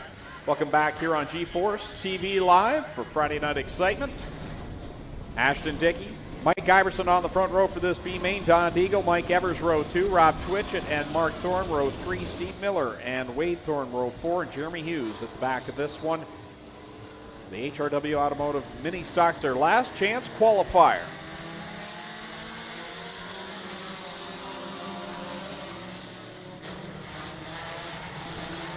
Ashton Dickey out in front. Mike Evers in that second spot. How about Wade Thorne, who had problems in the qualifying heat in that car, all the way up to third now. Started 8th. Fired up the middle of the pack. Now he's up on the outside looking for that second position. Ashton Dickey out in front, but now it's Wade Thorne giving chase. Ashton Dickey rolls it through corner number 2. Wade Thorne tracking him down. Jeremy Hughes, who started 9th. He's in that third spot as he gets by Mike Evers and sets his sights on the top 2. Further back, Rob Twitchett on the inside of Deagle in the 12 machine. They race side by side down the front stretch, but at the front, new race leader Wade Thorne sweeps to the outside of Ashton Dickey, takes over the top spot. Thorne out in front over Dickey. Jeremy Hughes right now rides in that third position.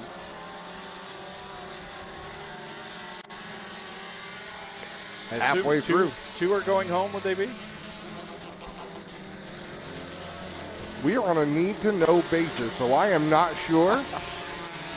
Ashton Dickey making some contact there with Jeremy Hughes in the 10 machine. One coming down the track, one going up the track. They met in the middle.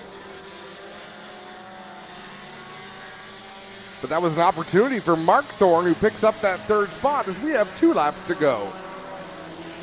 Wade Thorne, Ashton Dickey, Mark Thorne now to third, Jeremy Hughes in fourth, Mike Evers in fifth, Rob Twitchett in the 6th spot. You see that car making some laps at speed. Yeah, it really is. One more lap to go. Wade Thorne has this one in the bag if he can run a clean lap, 2nd, 3rd, and 4th single file. But then Mike Evers, Rob Twitchett, and Miller in a battle for the 5th spot. Final trips to 3 and 4 for Wade Thorne. Looking like we're used to seeing him running strong and out in front. Checkered flag out for Wade Thorne. Ashton Dickey will pick up the 2nd spot over Mark Thorne, and Jeremy Hughes 4th. 5th will go to Mike Evers. 6th, Rob Twitchett. 7th, Steve Miller. 8th will be Don Deagle, and 9th will go to the pinball, Mike Giberson. And And that will conclude last chance qualifiers. On to the main events for the evening. And the first up tonight will be the Middleport Mechanical Thunderstocks and their Instapanels Duel on the Dirt home race number 2. 20 laps is the distance. 27 cars scheduled to take the green flag, and here's how they'll line up. On the pole in the 2M from Corbyville, it's Mark McDonald. On the outside of the front row from Guelph, the 79 is Christopher Hale. Row 2 on the inside in the 23 from Hagersville, it's Trevor DeBoer. And on the outside of the second row from Victoria, the 84 RK, it's the big dog, Ryan Beagle. Starting 5th from Caister Center, the 28 is Jim Lampman. Starting 6th in the 32 from Canfield, it's Mark Fawcett. Starting 7th from Hagersville, the 49 is Dave Bailey. Starting 8th from Caister Center, the 28D is Donnie Lampman. Starting in 9th in the 19 from Ancaster, it's Kyle Wirt. And rounding out the top 10 from Caledonia, the 55 is Mike Thorne. Starting 11th in the 11 out of Thorold, it's Go Fast Teeple. Starting 12th from Jerseyville, the 53 is Logan Schwedick. Starting 13th from Hamilton, the 43 is Kyle Andrus. Starting 14th from Belleville, the 17 is Jeff Humphrey. Starting 15th in the 97 from Burlington, it's Ron Logie. Starting 16th from Ohsweken, the 28T is Cameron Thompson. Starting 17th from Binbrook, the 427 is Tim Phelan. Starting 18th in the 41 from Caister Center, it's Adam Plazik. Starting 19th from Niagara Falls, the 19T is Trevor Want. Starting 20th from Hagersville, the 93K is Mike Glazinga. Starting 21st from Brantford, the 13 is Casey Huffman. 22nd from Simcoe, it's the 8 of Aiden Nye. Starting 23rd from Hagersville, the 75 is Ryan Berry. Starting 24th from London, the 76 is Jamie Googe. Starting 25th in the number 3, he must have had problems on the scales or something after his qualifying heat, it's Devin Bacher. Starting 26th from Hagersville, the 93 is Melissa Miller. And starting 27th out of Harley, the 37 is Rob Hoskins. Boy, Case IH was giving away some nice prizes. I see a youngster just down here, and he's got like a big full-on die-cast, it's a tractor or something, I can't tell, but the huge box. I mean, I remember when I was a kid, I would have died for something like that. So that's thanks to Case IH.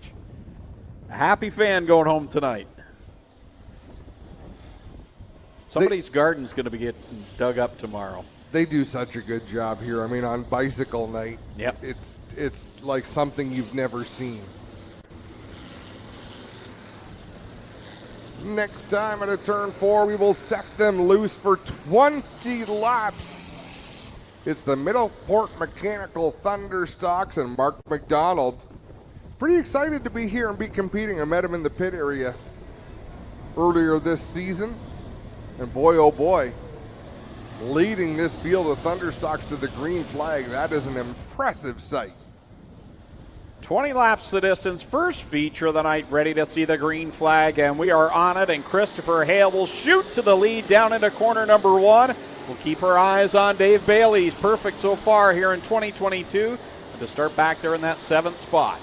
Sort of pinned in there behind the Lampmans right now. Jim Lampman down low, Donnie Lampman up high. Not a lot of room for Bailey, but he'll squeeze it between the wall and the Lampman number 28. He'll come out of turn number 4, near the top 5, but not quite there. Out in front, leading the way, it's Christopher Hale. Hale, Beagle, McDonald holding on to 3rd. Here comes Fawcett to the outside of him in the 32. He'll inch ahead going into the 3rd corner as Bailey now works to the inside of McDonald, and he's got Donnie Lampman to the outside of him in the 28D. Mark McDonald trying to contend with the 49 of Dave Bailey, but Bailey going to clear him and look to the inside of Mark Fawcett. Meanwhile, there goes Mikey Bobby around in corner number 2. Sit sideways on the racetrack. We're still under green right now, but now we're not.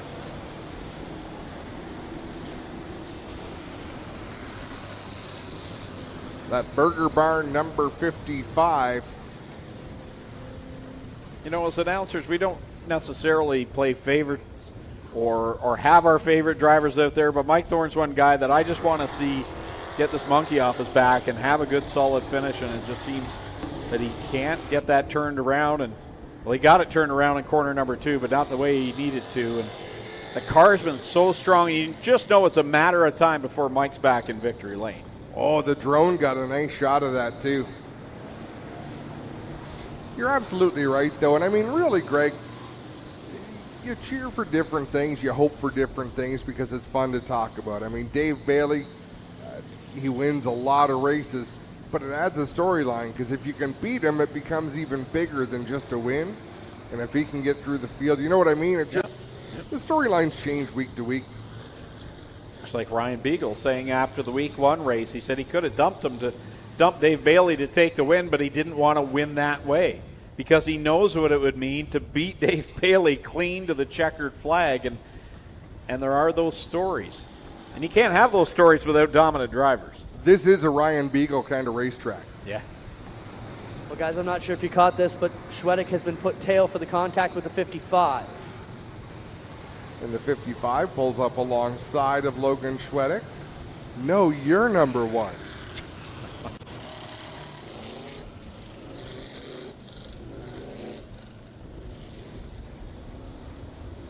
Chris Hale and Ryan Beagle will bring us back to the green flag in 1 lap's time.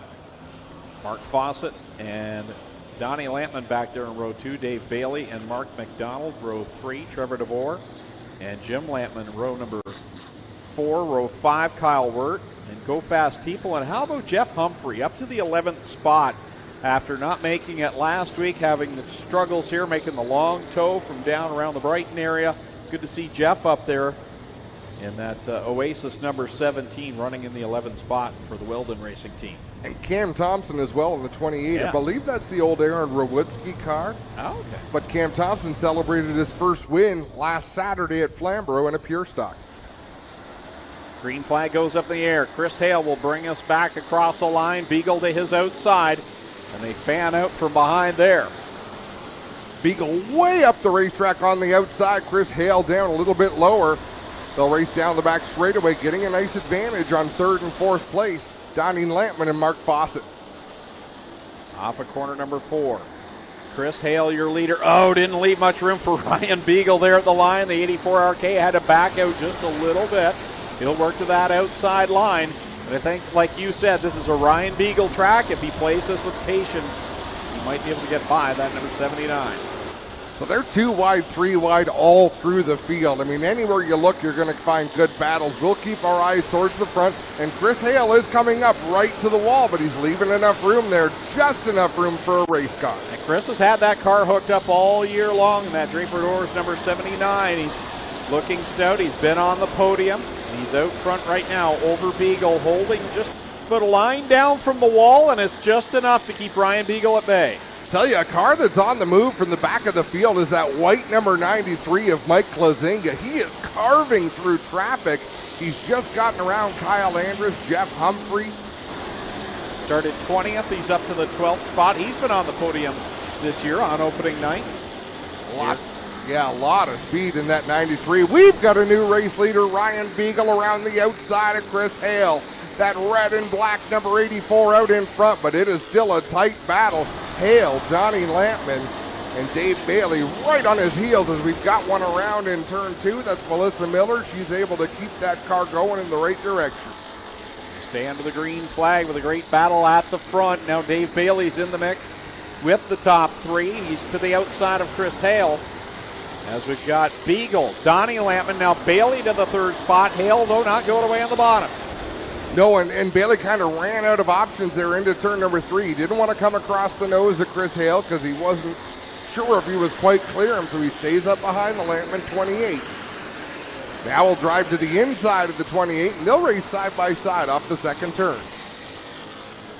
Beagle, Lampman, Bailey, Hale, and Fawcett right now, the top 5. Go Fast Teeple's made some nice runs. He's up to the 6th spot. Not long ago, he was back in 10th. And then we've got Trevor DeBoer, Kyle Wirt, Jim Lampman, and now Mike Klazinga's up to the 10th spot.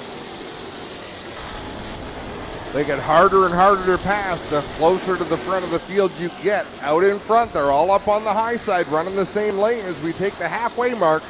10 laps down, 10 laps to go. Devin Bacher showing some smoke out of the back end of the 3 car after having a good heat race run. And then, as you said, problems maybe in tech, not sure what it was that sent him to the tail, and he's struggling right now at the back in the 3 machine. Well, when these cars ran their heats, the track was a lot heavier. It was a lot grippier for them. Right now, it's pretty slick out there. These drivers having to figure things out. Looks like the outside is the preferred groove, and Dave Bailey got all the way through the field, but now he's struggling to clear these passes. Donnie Lampman doing a nice job, the youngster in that 28D, keeping Bailey where he wants him. He's up on the high side, keep Bailey down low, where he really has to work hard to get any traction. 8 laps left to go here in the Middleport Mechanical Thunderstocks. Instapanels, Duel on the Dirt, home race number 2. Second and final of the home races. We'll have a combined race later on this year as we work off the corner. Now 7 laps to go for Ryan Beagle. A little further back, a great battle for 5th. It's Mark Fawcett in the 32. In the middle, it's Kyle Wirt in the 19.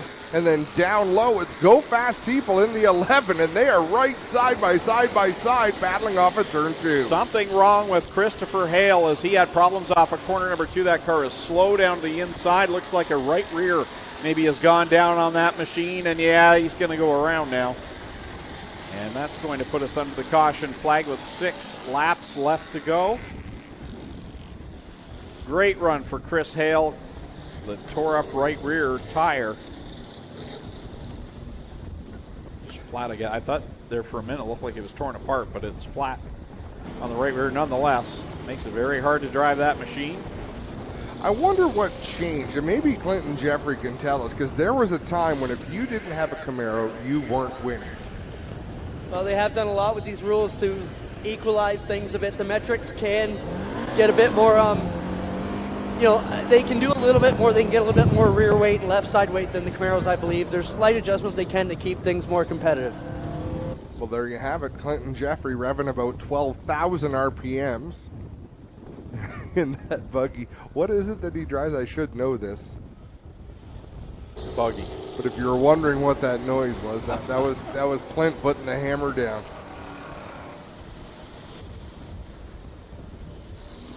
Well, I think we should do a quick fire it up on this next restart, Adam. That's a pretty good idea. Sights and sounds of the Thunderstocks. Ryan Beagle lines up on the outside as we'll come back to the green flag. Or are we going to see the white? I think it'll be the white. Yeah. So next time around we'll do the quick fire it up. I want to thank Quick Fire Starter for supporting our 2022 season. Victory Lane sponsor and just supporters of motorsports across Canada, really become a major supporter. And we want to thank them for being a part of G-Force and Ohsweken Speedway here in 2022. They sponsored the NASCAR Pinty Series race last week at Autodrome Chaudière when we were down there. So Dave Lloyd made that trip. Good race, good field of cars, just like tonight. Just a bad trip. We made it. Quick, fire it up.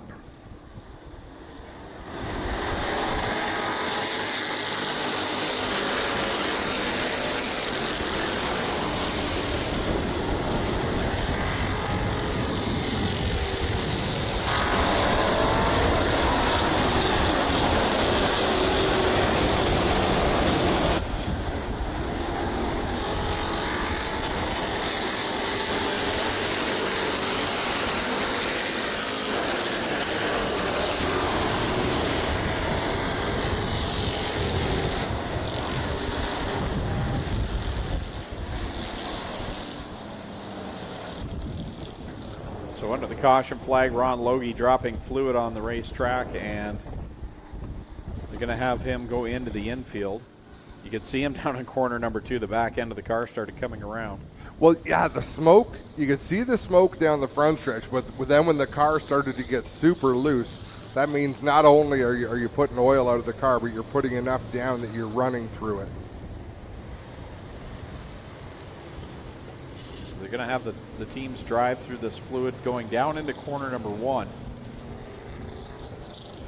And when they do this on pavement tracks, they'll put down oil dry and they'll ask the drivers to run through it. And nobody does, because the last thing you want is speedy dry on your tires as you try to get going. But on dirt, the drivers are a lot more cooperative. See everybody going down there and trying to work that in. Well, guys, they've done a great job of getting. It's just one little line of black right through the middle of the picture. I don't know if you can see it, but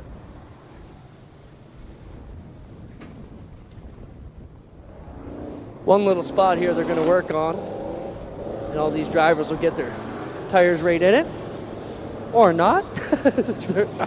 As soon as I turn to the right behind my back, nobody's going in it. But like Doug tells them, it's their track. If they don't want to fix it, they can leave it. Yeah, and what they're doing, they're running, most of them running their left side tires through it, because you do lean on your right sides a little bit more. Well, Doug just said, hey guys, if you're not going to help out, you can just take it to the trailer. Here they go. Now we see a little more cooperation. Forced cooperation is the best kind of cooperation.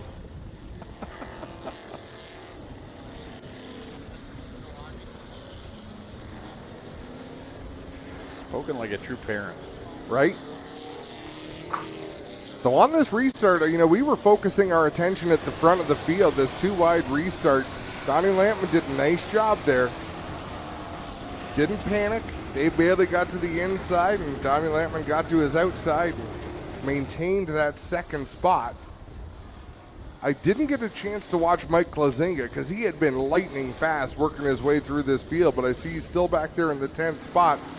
White flag, we're going to go green next time at a 4, and it'll be a 5-lap sprint to the finish.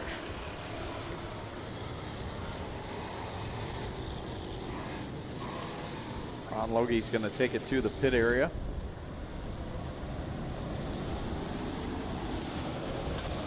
So the car that was putting down oil just I was thinking it in my head. Didn't see a thing. Let's see what happens in corner 1. Green flag out with 5 laps to go. Ryan Beagle and company. Oh, they're hooked. They're hooked. Ryan Beagle and Donnie Lampman, now they're separated. And out in front goes Kyle Wirt in the 19.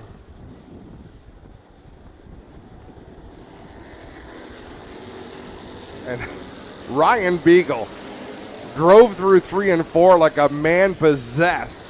He gets to the outside of Trevor DeBoer in the 23. Dave Bailey is back outside of the top 5 in the 49. So what a turn of events. 3 laps left to go for Kyle Wirt. In car number 19, Ryan Beagle second. Trevor DeBoer down on that inside line, running in third. Here comes Beagle trying to get a run on Wirt. Wirt shoots it down the banking in 2, stretches the advantage slightly into 3. After problems in his heat race, Rob Hoskins started dead last in this feature event. He was 4th last time at the stripe. He lost a couple of spots there, but great spirited drive by Rob Hoskins. 2 to go, Ryan Beagle trying to get the top spot back. Oh, Hoskins is out. That must have been a right front tire cut down, and he's parked so neatly up there, I'm not even sure if that'll draw a yellow flag. Yep. Yes, it will. Caution comes out. 2 to go now. Ooh, boy.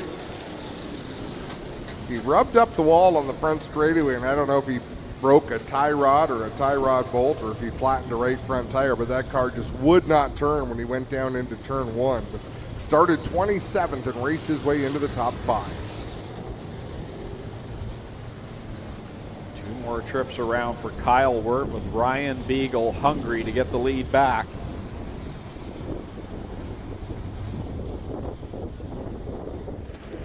Thankfully, it didn't cut tires down for either Ryan Beagle or the right front on Donnie Lampman.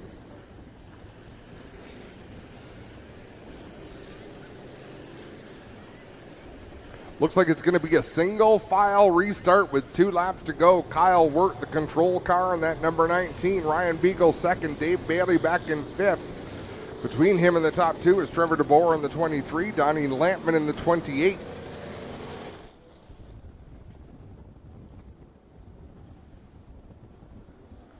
Wirt from the cushion drives down the banking in turn number 4 towards the green flag. Ryan Beagle right on his tail in that number 84 as they race down into 1 and 2.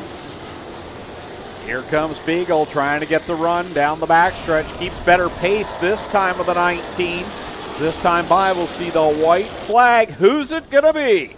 Beagle way up high to the outside. They race towards the white. Kyle Wirt slides up. He's going to cut him off at the pass.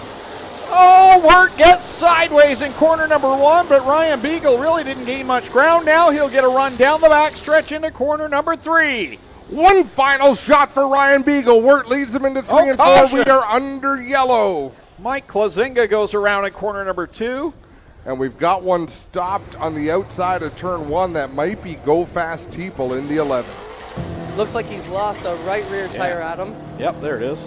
Found it. I was going to say the left rear looked a little cattywampus there, and now we see the right rear rolling away. So, what a race. I thought that was it. So it's going to come down to another restart here between Wirt and Beagle.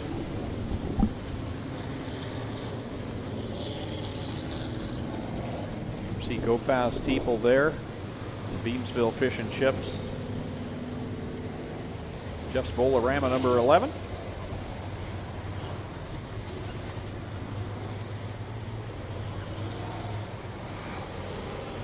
Tow truck now making its way up to Go Fast Steeple. The rescue team hopping out, making sure he's all right. With the window net coming down on the 11 machine, of course the cameras that we have, the way we're positioned, you can see him kind of looking around. Looked to have calm in his eyes, even though he was having a good, solid top 10 run, and now he is not.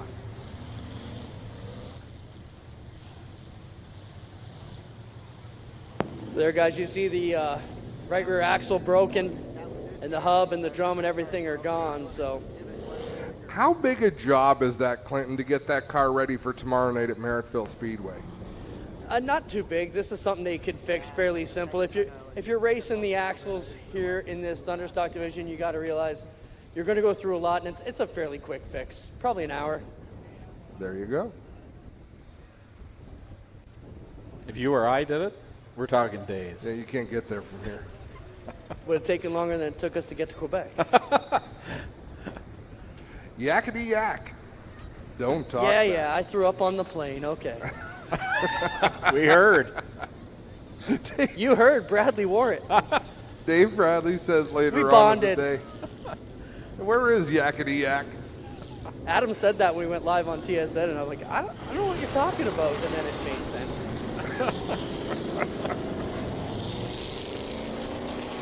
Oh, the adventures of travel. Tomorrow, if you're watching on GeForce TV, tomorrow we make the long drive up to Peterborough Speedway. If you can't go, it's going to be a heck of a show. The APC Series returns to that tricky third-mile racetrack. That is a racetrack where it has a front stretch and a back stretch, but the back stretch is really just an extension of turn 2. You're turning the whole way around. We're on the air at 6 o'clock tomorrow. We're really not on the air at all. We're on the screen. We're on the fiber optic. On something. Here we go. Who's going to be Kyle Wirt, Ryan Beagle, Trevor DeBoer? I wouldn't count out Donnie Lampman or Dave Bailey just yet. Here we go. Green back in the air. Remember, Kyle Wirt got all sorts of sideways last time down into turn number 1. Keeps the car straighter this time. Beagle up the racetrack. Gets passed by Trevor DeBoer, but comes off at turn number 2 like he's shot from a cannon. Kyle Wirt down into corner number 3, trying to hold a pretty wheel and hold on for the win. Here comes Beagle, charging on the outside. White flag, one more trip around. It said 19 on the board, so that threw me off. Yeah, I saw the white flag in the air, so one more time, and Beagle's right up on the rear bumper of the Wirt number 19 as they charge down the backstretch. Here we go. This will be it. Checker in the hand of the flag man as we come off of corner number 4. Checker's out. Ryan Beagle makes the charge, but Kyle Wirt will get the win over Beagle and Lampman. Then it's Trevor DeBoer, Dave Bailey, Christopher Hale 6th. Mike Lazinga back to 7th. Where did Chris Hale come from? He pitted for a flat tire like 2 laps ago. Back out in 6th place. What a comeback for Christopher Hale. Mike Lazinga 7th. He came from the back. Mike Thorne, who had problems early, he finished 8th. Jim Lampman 9th, and Mark McDonald in the 10th spot. Chris Hale escorting Kyle Wirt in the 19 down to victory lane. And they've got it figured out. Ryan Beagle up to the bridesmaid spot. Kyle Wirt, the center of attention in quick victory lane. Then Donnie Lampman. And Clinton Jeffrey is on the scene. He's going to greet them as soon as they get out of their race cars. But what a race for the Middleport Mechanical Thunderstocks. Fantastic race tonight. Right down to the wire. And Dave Bailey not even on the podium. You don't see that very often. As Wirt, Beagle, and Donnie Lampman will be down in quick victory lane. Let's send it down to Clinton Jeffrey. Thanks, Greg. Kyle Wirt wastes no time getting out of the car here in this Wellington Brewery. Eccles Auto Service, car number 19. After moving up from the mini stocks, Kyle, come on around in front of your car here. We've talked to you a few times in the minis, but heck of a run here in the Thunders tonight. Yeah, that was fun. Most fun I've had in a car in a long time, so I'm happy to be here. Obviously, the wind and the sun today made this track a little bit dusty. They're really fighting it here tonight, but how was it for you guys? Threw something at it, didn't think it was going to work, and it stuck, so happy the math worked out. Right on. Who you want to thank, Kyle? Definitely all my sponsors, the girlfriend, the pit crew in the back. It's much appreciated from everybody. Right on. There's Kyle Wirt, guys. Send up to you. We'll get over and get here with second and third just a moment. Best fire suit in racing. Yeah, the overalls. That is a great look. Second place finisher tonight is Ryan Beagle, and Clinton Jeffrey is with the big dog right now. Well, Ryan, obviously you want to be one stop up on the podium, but still second is a great accomplishment here with the field of cars we're drawing at Ohsweken. These slick nights seem to come to your wheelhouse. Tell us about your drive. Yeah, we had a good run. I'm not sure what happened there on that one restart. Kind of disappointing, but if I'm going to run second, I'm glad to run second to Kyle. So it's good to see him get a win here. Solid drive for Ryan Beagle. Here we get over and talk to Donnie Lampman and wrap things up in victory lane. And Clint, when he says that, when Ryan says he doesn't really know what happened, he's absolutely right. Like, from the seat, you got no rear view mirror, you got no spotter, so someone's going to have to tell him later, or Donnie's going to have to go over and say, hey, you went my way, I went your way, and that stunk. Donnie, maybe you want to talk about the restart. Still a third place finish. It's a great deal here at Ohsweken. Yeah, I can't complain about a third place. It was great following Beagle around there. He's really fast here. He's always great to run with. Little mishap there and one after that restart. A couple of us got together. I got on the brakes to get out of it. It didn't work, so it was a shame. I was looking forward to seeing him finish in front of me. Obviously, he did anyway, but can't complain about the finish. Can't complain about the guys I'm here on the podium with. They're great drivers. So thank you to everybody that came out to watch. Thank you to everybody that raced with us, the two on the podium with me. And a big thank you to DNS Automotive, Sean Patterson Motorsports, and Brian Wismer for all their help. Right on. There's Donnie Lampman, third. Second place tonight, Ryan Beagle. And your winner tonight, Kyle Wirt, gets it done, ladies and gentlemen. That'll wrap things up for the Middleport Mechanical Thunderstocks. Next feature getting ready to roll out now. And we'll have them in just a moment. We'll be back here on G-Force TV. Friday Night Excitement from Ohsweken Speedway.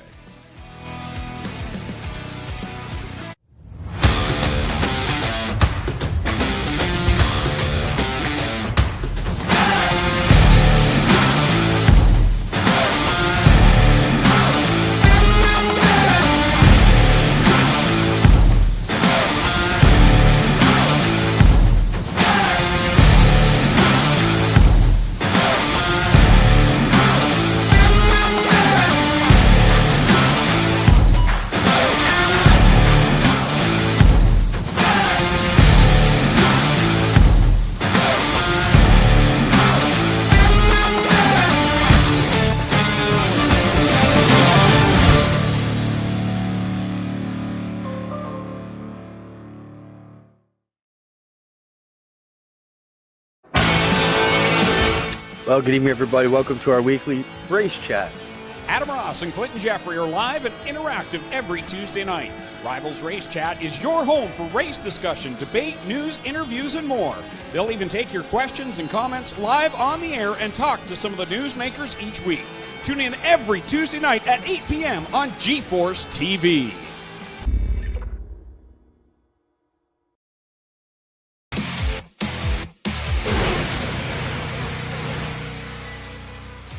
I've always had the spirit that I wanted to invent something new, and so when we got into clothing, I got immersed into it in the only way that you would really understand how to build clothing is to become a pattern maker. That pattern maker concept started becoming very interesting to me because I went, I can make this better. Love it. Absolutely love designing. Doesn't matter whether it's a garment or an engine or a car, decals on our race cars. I love doing it. That's my forte.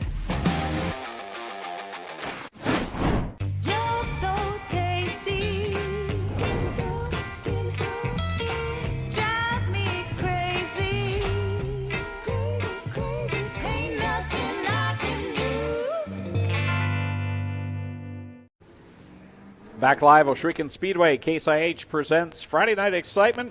Adam Ross has the starting lineup for tonight's Strickland Brantford Chevrolet Crate Sprint Car feature event. 20 laps is the distance. On the pole from Thamesford in the number 7, it's Eric Gledhill. Starting second from Rockwood, the 94, is Ryan Fraser. Row number 2 on the inside, the 2M is from Georgetown, it's Steve Murdoch. Alongside him from Mossley, the 3S is Austin Rose. Starting 5th from Port Colborne, the 5X is Seth Roy. Starting 6th, and the BS39 from Waynfleet, it's Brett Stratford. Row number 4 on the inside from Freelton, the 12 Double D of Darren Dryden. And on the outside of the 4th row from Stony Creek, the 24A is AJ Lewis. Starting in 9th in the 49L from Brantford, it's Lucas Smith. And rounding out the top 10 from Waterloo in the 19D, it's Alan Downey. Starting 11th from St. Thomas, the 4 is Jesse Costa. Starting 12th from Thamesford, the 14 is Larry Gledhill. Starting 13th in the 51 from Ancaster, it's Trevor Young. 14th from Ohsweken, the 28 is Jordan Hill. Starting 15th from Thamesford, the 45 is Curtis Gartley. Starting 16th from London, the 7W is Caleb Wood. Starting in 17th in the number 2 at a Kitchener, it's Travis Hofstetter. Starting 18th, the birthday boy from Rockwood, the 74 is Rob Neely. Starting 19th from Ohsweken, the 99 is Joshua Hill. Starting 20th from Ohsweken, the 77T is Tyler Pallas.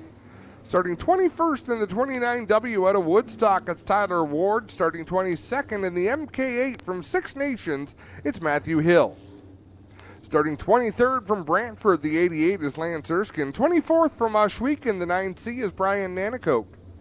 Starting 25th in the 20 from Six Nations is Johnny Miller. Starting 26th from Hagersville, the 14T is Noel Teal.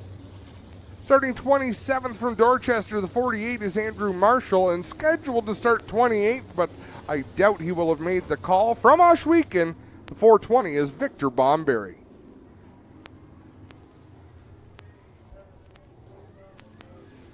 That's the starting lineup for the Strickland's Brantford Chevrolet Crate Sprints. Points race number 2 on the season for this Crate Sprint Car division. After a week off last week, the Action Sprint Tour raced at Merrittville, but no racing Friday night here.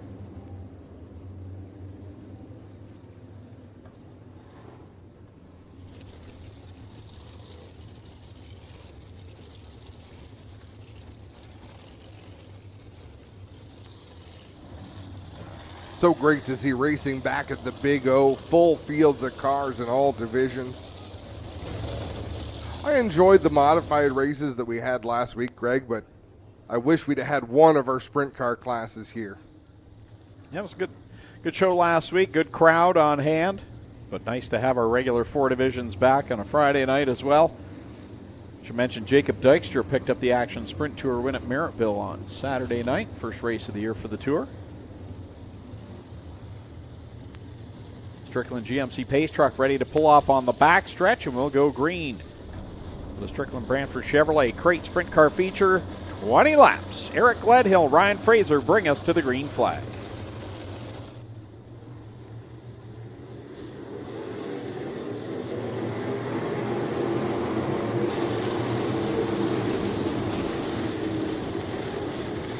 Wow, that got skinny off of turn number 2. Seth Roy sliding up into the 2 of Murdoch. That allowed Austin Rose to go around the outside. We've got trouble in turn number 1. Caution flag out. Joshua Hill and Travis Hofstetter.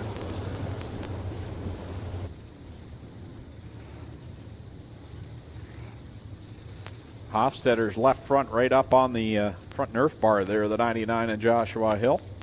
And I was watching Seth Roy slide up into Steve Murdoch and Austin Rose on the outside of them, so I didn't really see what happened there in turn one, but Clinton Jeffrey is on the scene. Well, guys, yeah, you can see the Hofstadter left front up here on the hill. Nose wing that is punched up. Shouldn't be too big of a problem here, as far as we can tell. Obviously, the hill car is going to need a new nose wing as we sneak in and look at that. It's got a big problem. And then the Hofstadter car, that's the question we don't know the answers to yet, and we'll work our way back around here. The steering arms look good on it, Clinton. That's what I would be worried about. Yeah, everything looks good on the Hofstadter car. I think it's just the angles from it being up in the air. Once they get it up here and put it back on its own wheels, it should be all right here for this number 2 car.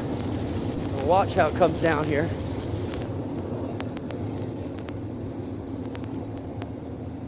And they'll just gently put that one down. They're going to pull the hill car back a couple inches here so it doesn't roll under the Hofstadter 2.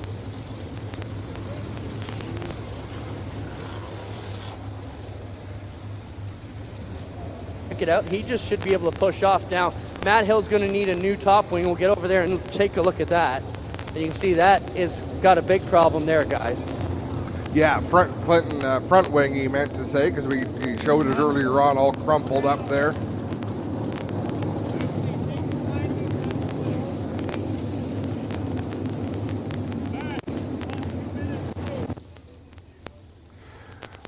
So we could actually hear the officials saying he wants his 2 minutes, so let's go. We'll have a look at the replay here from atop the tower. Big old bounce for Hofstadter. Contact with a black car. Would that have been Tyler Ward, I wonder? Just trying to have a look at that. If we could see that again, Spencer, just to see who Hofstadter rode up over.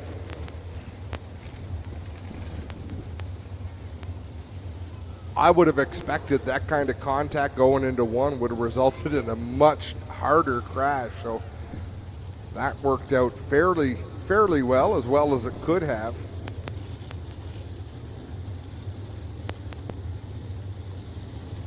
We'll have another look here.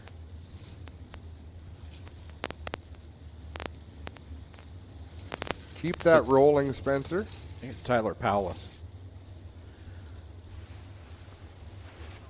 Yeah, Four spots behind Caleb Wood. I'm pretty sure it was Tyler Powless because as that car drove away, you could see the metallic red shine on the wing there, and he's the one with the metallic red scheme on his car. Yep. So I think it's Tyler Powless who's back there behind Curtis Gartley running back in 18th. So we're going to be a second here, so we'll take a quick commercial timeout here on G-Force TV at Ohsweken Speedway. On the scene since 1949, Fast Eddie was born with a lead foot and a burning need for speed. His passion for speed and sport has been captured in this authentic collection of vintage-themed gear. Created for gearheads, riders, and racers, Fast Eddie truly encompasses the great Canadian racing culture we have from coast to coast. Drive hard, get dirty, and look good doing it. Fast Eddie Speedwear. Get geared up. Back live at Ohsweken Speedway for O'Neill Farm Equipment Case IH night. Friday night excitement. Week number 2 for these crate sprint cars, and Joshua Hill's headed to the pit area. Some time in the work area. He did not get a lap in the books. It should be a fairly quick operation if they have another front wing already on the brackets, because the brackets were all bent to heck as well there, Greg.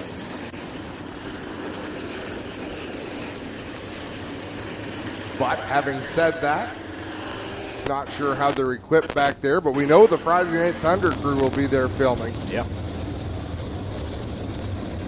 You haven't had a chance yet to watch Friday Night Thunder. Check it out on APTN. Season 2 coming soon. It pleases me just to see all those drivers able to be themselves and kind of show their personalities off. Each one of them unique. And maybe when Clint has a chance, he can talk to us about Derek Miller. one of the drivers featured on that show that we haven't seen this year. Yeah, Derek's been very busy performing with his musical act lately, guys. I think they're on a mini tour, and they were worried he might not get back here till midsummer, if at all. So Derek Miller off doing other things right now with the music endeavors, and we wish him the best. Certainly miss him here. For certain, but glad he's making music. Tyler Ward being pushed around the racetrack and not firing in that 29W, and Travis Hofstetter back on the track in the 2 machine. Going to the back anyhow, might as well pull in and have the crew give it a quick once over.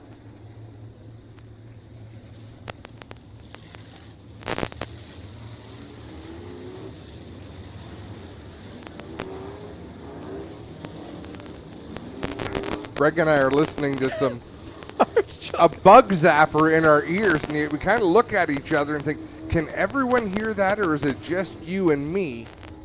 Everyone can. I was going to say, have you ever had someone tell you got a loose wire in your head? Well, that's what it sounds like right now. And it disappeared. Sort of. Okay. we're not casting any shade towards you, Spencer. You're just the one to blame for everything. I thought we were just playing from vinyl tonight. Actually, we could go that route. This portion of the show brought to you by Sam the Record Man.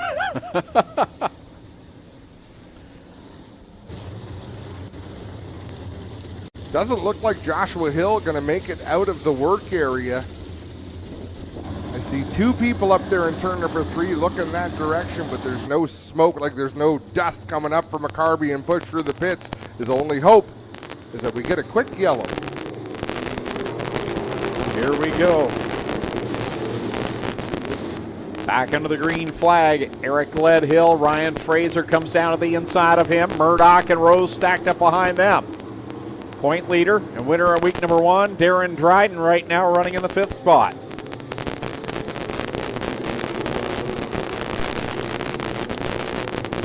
So it's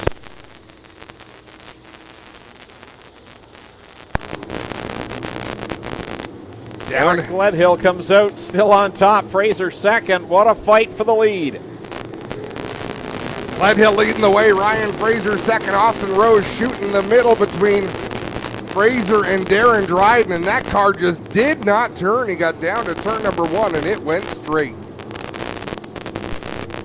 So we're continuing to work on the technical challenges here as we call this race. Gledhill out in front by 10 car lengths. Darren Dryden battling side by side with Ryan Fraser. Dryden with the advantage right now off of turn number 2, and he'll chase down the backstretch on the Gledhill number 7. Gledhill, Dryden, Fraser 1, 2, and 3. Rose in the 4th spot. Then it's Stratford. As momentarily, I think we've got the audio issues. Well, it's still there faintly. Daniel just has to stand in that exact spot, in that exact position for the remainder of the night.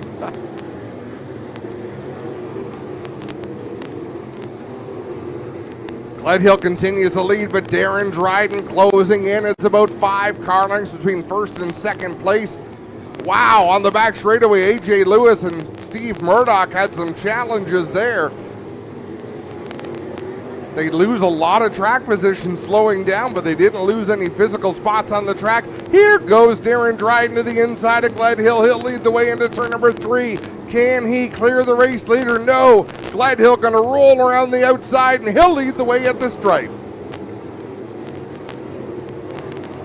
Here comes Dryden looking to make it 2 in a row in that 3M. Number 12 DD takes the top spot down the back stretch, put Gledhill back to 2nd. Trouble in turn number 1. It gets sorted out. Seth Roy spun around, kept that car going. And then shoots by 2 cars out of corner number 2 in the 5D. Why not?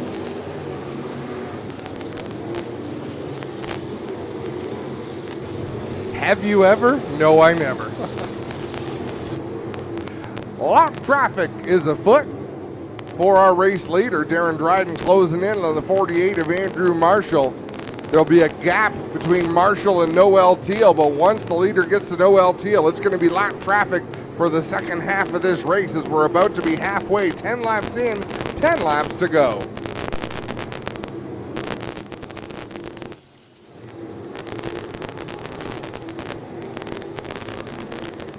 Brett Stratford works to the inside of Ryan Fraser down at 1 and 2 in the BS 39.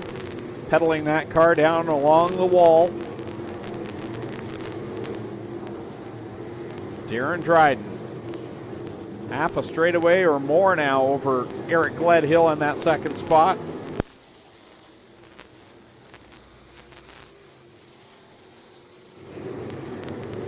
Dryden really stretching it out. He looks to the outside of Hofstetter to put him a lap down. He's now got 3 slower cars between himself and Gledhill in second spot, trying to hold off Rose.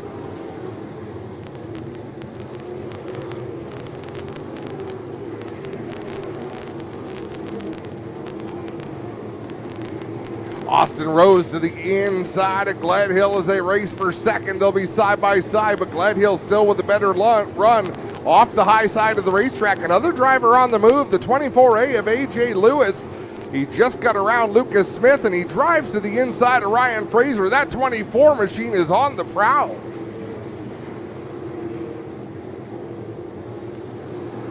Makes the pass of Ryan Fraser, so move A.J. Lewis up into the top 5 in that white number 24.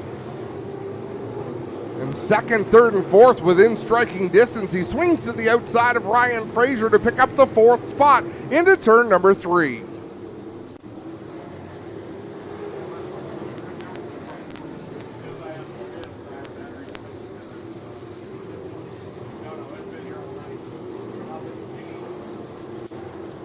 The battle rages on for the second spot. Gledhill down low in the number 7. Austin Rose up high in the number 3. Out in front by more than a full straightaway is Darren Dryden in the 12 Double D. But the second, third, and fourth place cars are in a tight one right now as they race down the backstretch. There are cars everywhere you look around this speedway. Lots going on right now.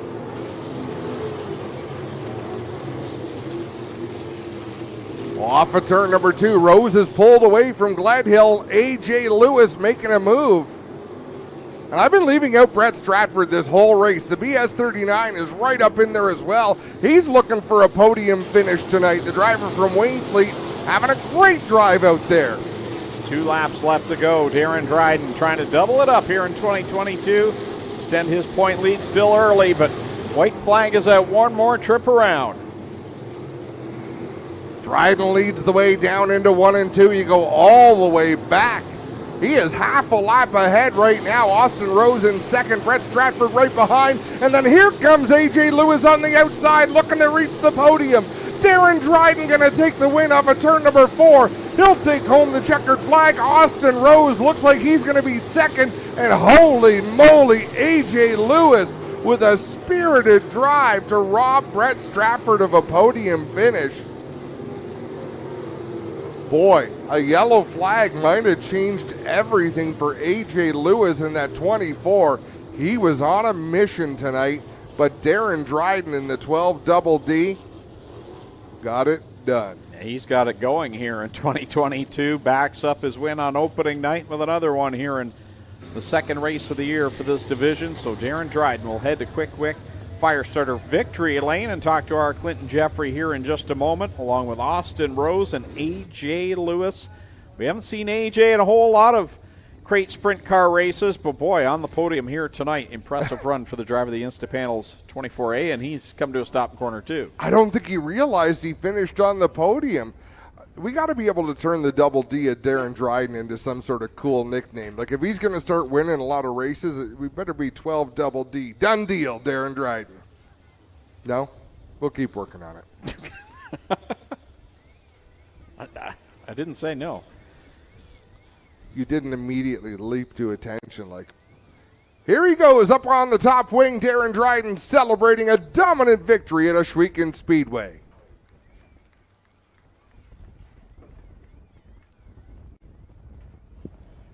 Darren Dryden down here in victory lane for the second time in 2 crate sprint races. A great start to his 2022 crate championship season here. This car always looking good, and man, this metallic vinyl just looks amazing on the side of this car. We'll get Darren over and get a word. Darren, 2 for 2, that's a great start to your season. Yeah, it's honestly incredible. We were fighting issues the last few weeks, and I don't know what happened there. It just started to run for us tonight, and Steve Gary honestly did an amazing setup. I can't believe what he's been able to do for us this year. I got to thank all my sponsors for making this happen. My father, first and foremost, Steve Gary, for all the work he does behind the scenes. Got to thank DJD Graphics, 3M, Humberview Parts, Pudsey Pools and Landscapes, BJ Custom Finishes, Expert Transmission, Epic Racewear, Desjardins, Andy Burnside, M&M Products, Quality Home Appliances, Inc., Unique Metal Concepts, and all the fans for coming out tonight. There's Darren Dryden, ladies and gentlemen, your winner. Get over here and talk to Austin Rose, second place. Austin, you know, you've been really coming into your own. You're going to be a threat here before long. You've been having some great runs in a quick start to your season and your career here. Let's talk about it. Yeah, it was definitely a great rebound after last week. I was pretty disappointed. You know, we were up to 8th or 4th last week, went back to 12th. But tonight it was awesome, man. The track seemed to agree with our setup for sure. Definitely want to thank Mac DeMann for everything he's done, helping me, teaching me the ropes. You know, without him, I definitely wouldn't be here. Also, thanks to Nathan Ackland. He's probably the best thing that's ever happened to me when it comes to racing. My dad as well. He's been working his ass off. And all my partners, man, CarStar Brantford, Bobcat Brantford, Ackland Insurance, Big Country Raw, Elgin Roofing, that car place, .ca. Everybody that's part of it, man, it just feels great, and I think we're definitely headed in the right direction. Thanks, Austin Rose. Grabs a second there, guys, and we'll move over here and talk to AJ Lewis on the podium here tonight. Ask him if he knew where he finished, Clint. Do you know where you finished? That's what Adam wants to know, AJ. I have no idea. Well, you're down here on the podium with a third place finish. That's a great start. Yeah, I don't know. I probably ticked some people off along the way, but I haven't raced since 2019, and I'm old and fat now, so I got a lot of learning to do. Looking pretty good, AJ. AJ Lewis will be third here tonight. Austin Rose second, and Darren Dryden, our feature winner here tonight. So Darren Dryden gets a win. Austin Rose second, AJ Lewis third, Brett Stratford fourth, Eric Gledhill fifth, Lucas Smith sixth, seventh Ryan Fraser, eighth Jordan Hill, ninth Jesse Costa, and 10th Steve Murdoch. Taking a look at the top 10 here as we'll be back in just a moment. The HRW Automotive Mini Stocks are next. 15 laps, their feature here on G-Force TV.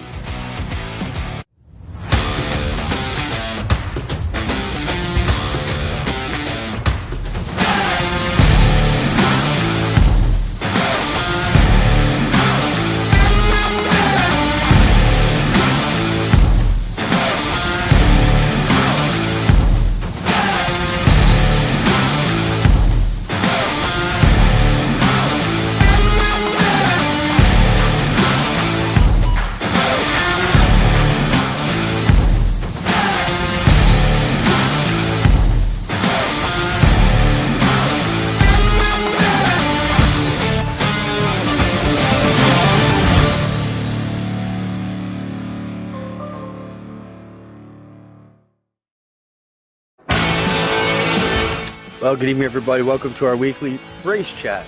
Adam Ross and Clinton Jeffrey are live and interactive every Tuesday night. Rivals Race Chat is your home for race discussion, debate, news, interviews, and more. They'll even take your questions and comments live on the air and talk to some of the newsmakers each week. Tune in every Tuesday night at 8 p.m. on G-Force TV. So who exactly is Fast Eddie? More than just a man, it's the mindset that runs through our blood like oil through an engine. Whether on the track or on the street, Fast Eddie is the spirit that drives us to go fast and keep going. Born in 1949 with no time to look in the rearview mirror. Every story is worth telling, and every piece of Fast Eddie apparel has its own. Celebrate our mindset. This is Fast Eddie. This is combustion culture. FastEddieSpeedwear.com. Back live at Ohsweken Speedway, Friday night excitement. Tonight brought to you by O'Neill's Farm Equipment and Case IH. Two features to go. Up first, the HRW Automotive Mini Stocks. 15 laps the distance. Going from the pole from Guelph in car number 1 is Jason Tolton. Pulling off second out of York in car number 9, it'll be Tim DeBoer. And going from third out of Hagersville, the 23 Dusty DeBoer.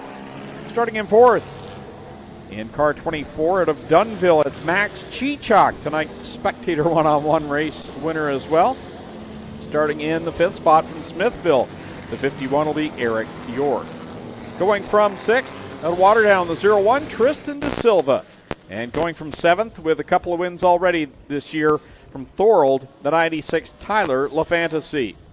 Starting in the 8th spot is Martin Schroeder in car number 60, and going from 9th out of Brantford, the 64 is Nick Erskine. Starting 10th out of Linden, the 11E is Jeff Elslaker. And going 11th out of Ancaster, the 16 is Fabio Oliveri. Going 12th out of New Hamburg, the 21H, Ryan Hiller. And 13th from Hagersville, the 2 is Matt Newell. 14th starting spot will be Mike Sarantakos out of Smithville in the 6X. And Paul Longboat in the 188 from Ohsweken goes 15th. 16th, John Lubeck out of Port Colborne in the 14L. And starting in the 17th spot from Stratford, the 54 is Christopher French. Starting 18th from Hagersville, Tim Newell in the 26. 19th from Caister Center, the 10X is Josh Robertson. 20th from Trenton, the 01S is Scott Simpson. 21st, Brayton Hughes from Beansville, the 7B. 22nd, Wade Thorne from Waterford in the 4. Ashton Dickey starts 23rd from Brantford in the 1A. Mark Thorne 24th. 25th will be Jeremy Hughes. 26th, Mike Evers. 27th, Rob Twitchett. And 28th, Steve Miller. 28 cars, 15 laps for the HRW Automotive Mini Stocks. You said a mouthful. Tolton out in front, Cheechak in the 2nd spot, then it's DeBoer running 3rd, and then it's anybody's game. Eric York down on the bottom, Tristan De Silva up on the high side in the 01. 1 lap on the board. 14 more circuits around. Jason Tolton out in front, 4 wide for the 3rd spot. We got 1 around in the 1st corner. I think that's Sarantakos. Looks to be Mike Sarantakos in the 6X. That car still sitting sideways. I believe we'll have to go to a yellow flag, but not yet.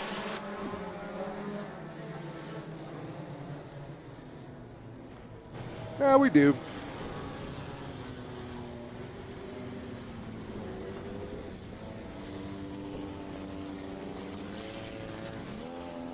Sarantakos with a great view with the field of cars racing down the front straightaway. Well, that's a veteran move there. I was waiting for him to put it in gear and get sent to the pits immediately, but played the game properly, guys. Yeah, and you've got to err on the side of going yellow, Clint. See, Doug waited to see if he got moving right till the end, and they were calling it. Doug, he says, I'm watching. Yep. And I'm sure Mike Sarantakos was sitting in the car watching the field come down the front stretch. No yellow, no yellow. Quick reminder, everybody, we'll be live on G-Force tomorrow night at 6 o'clock from Peterborough Speedway. G-Force's first live visit there for the APC Quick Wick Super Stocks and the APC Late Model Series. Going to be a great day up at Peebo tomorrow. Yeah, I'm looking forward to it. We'll be live at 6 o'clock.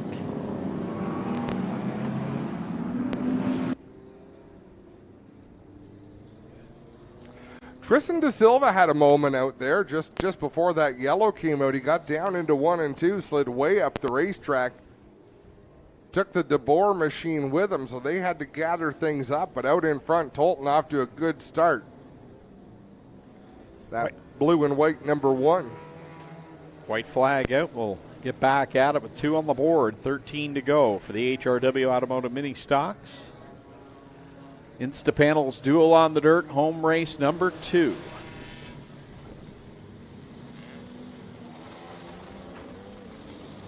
There's so much nice equipment out there anymore.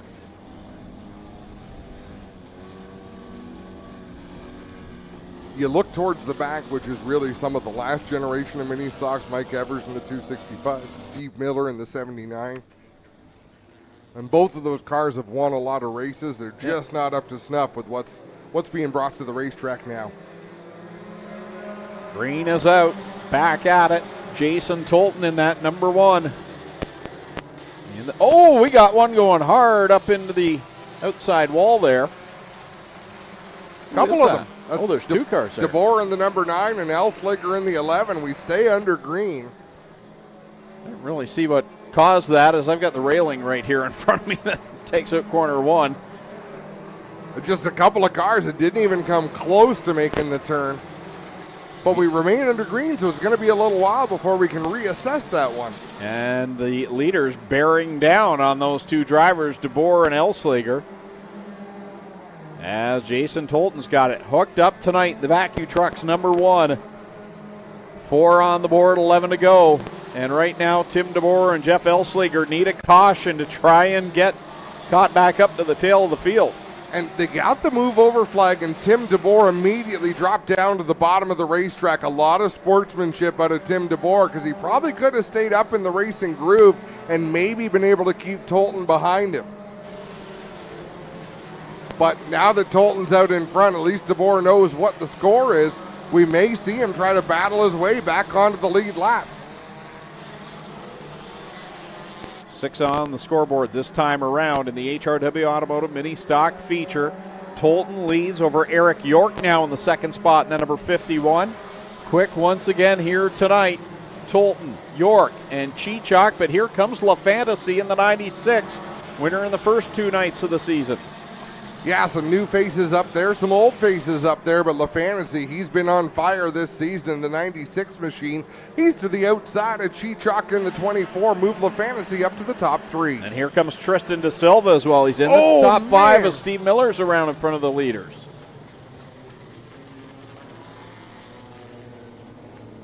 Whew.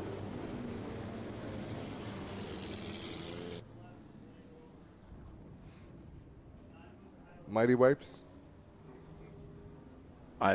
Sorry, I was looking elsewhere, so I'll let you call that one. I don't think I've called one yet for a Mighty Wipes moment. I don't think you're as inspired as I am. I'm not. I'm sorry. What will make you happy? I never did make it to the Ice Mobile tonight, so that might be part of it. Oh, man, you're hangry. Special kind of, you're ice cream hangry. Ice cream hangry. That or you're just a jerk. There's that too. Clinton Jeffrey thought about chiming in. I did. I thought, well, no, just back it. Oh, dear. So Tim DeBoer, I still believe he could have stayed on the lead lap had he stayed up in the racing groove, but so sportsmanlike to move down and out of the way. Jason Tolton got up there, put him a lap down. Tolton, your race leader. Eric York in the 51 is second. Tyler LaFantasy third in the 96. I got to stop looking at the scoreboard because it's still calling him Rodney Rutherford in the 24. But it's Chichok. Greg's hangry because he didn't get ice cream. Think of what I'm going through. I haven't had a Pepsi since 3 o'clock.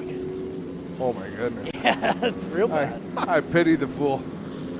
I haven't had a Pepsi since January. I already yelled at my dad twice today. Not that way! We're going to go green this time. Tolton up on the outside. Eric York down low. They get on the loud pedal, and the mini stocks are back in action. Here they go, back into corner number 1 with 8 laps left to settle it, and La Fantasies to the inside of Jason Tolton. Let's see if that vacuum truck's number 1 has anything. The man atop the point standings, and don't count out Eric York. He's right in the thick of it. He has been strong in the first 3 races of the season. Halfway through this one, 8 laps down, 7 laps remaining. Whoa, La Fantasy and Eric York make a bit of contact. We've got one around in turn. Oh, that was a hard hit. Wow. That's Jeremy Hughes and Tim Newell. Look at the left rear on the 10J, and there's a coil spring rolling down the banking there. Both drivers moving around in the car. The window nets have come down on both of them. Well, Doug Leonard decided to go red here, guys. Said it was a hard hit, wanted to get the medics over to look at these drivers, so that's the reason the red came out. That's a great policy, you know. That's a hard hit on the driver's side of the car. So, good decision by Doug Leonard.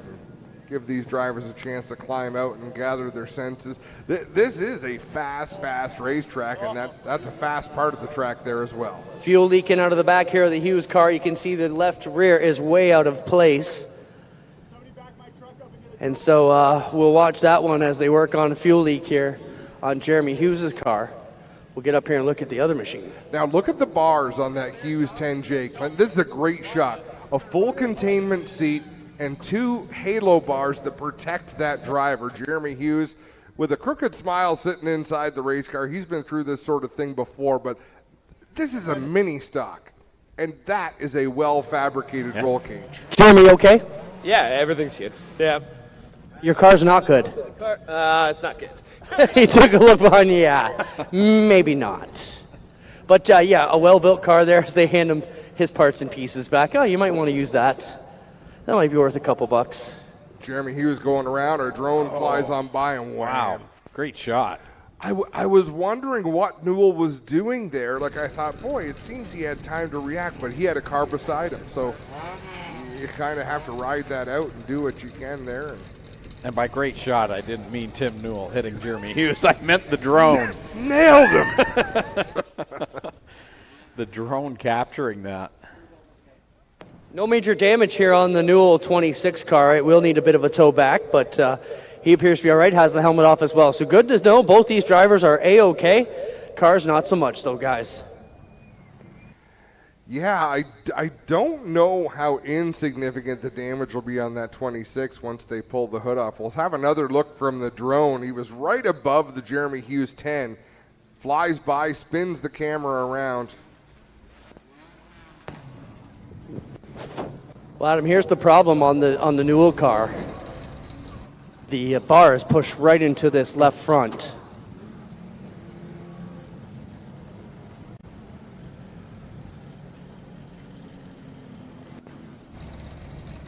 That is a problem. Jeremy Hughes' left rear is also a problem.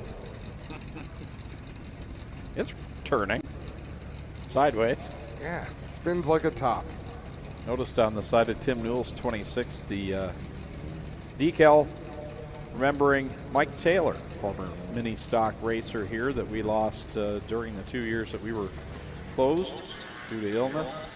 And just thinking about the Mike Taylor family, always one of those guys that always stopped and said hi, and another one of those losses over the last 2 years. We had a number of them. Of course, Vera.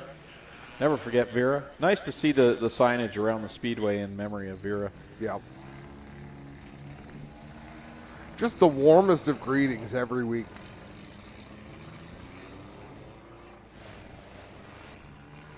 So Doug Leonard has been lining up the cars here on the front straightaway. So once we go back to yellow, we can fairly quickly get back to green flag racing. Clinton Jeffrey sort of on the scene checking things out. Reminds me of the old City TV days. You remember when all the reporters held their own cameras? So they had the microphone in one hand, the camera on the other. Budget television. I can picture the one fella that I want to refer to as Clinton, but I can't remember his name. Strombo. Okay. I wasn't going to go there, but... Fine. Well, he's kind of the top of the heap, right? That would be a little self-serving.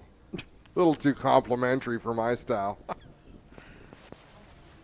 Yeah, you're so humble. Yeah, I don't remember Strombo being that reporter. What the heck is the name of the... Jim Daly? Yeah, maybe.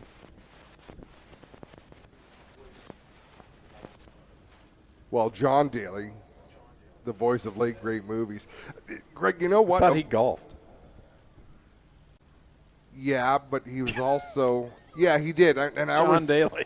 They're both John Daly, and I don't want to disrespect him because he's passed away, but Greg, I've got to meet a lot of people in my days. You know, announcing car races, a lot of celebrities.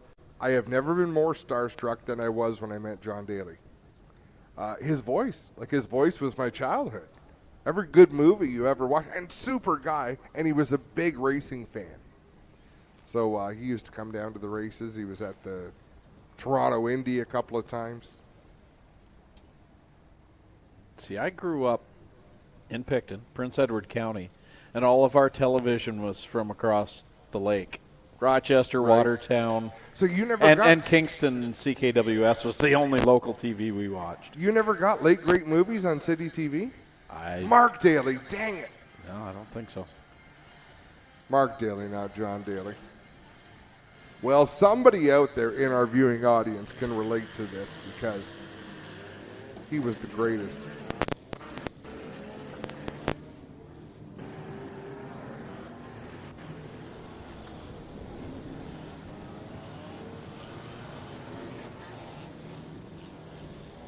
We only had 3 channels in Picton. 2 of them are fuzzy and the other one didn't work.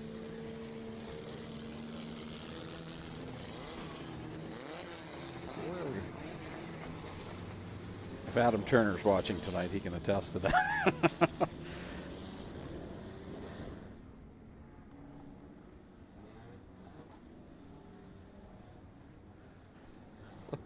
The selection in Picton. We're going back to green flag racing here with 7 laps to go. Jason Tolton, another great start here. Eric York and Tyler LaFantasy, the top 3. LaFantasy got a good run through corner number 1, but they're wound up on the outside line. York door to door with Tolton. They're 3 wide for the lead in 3.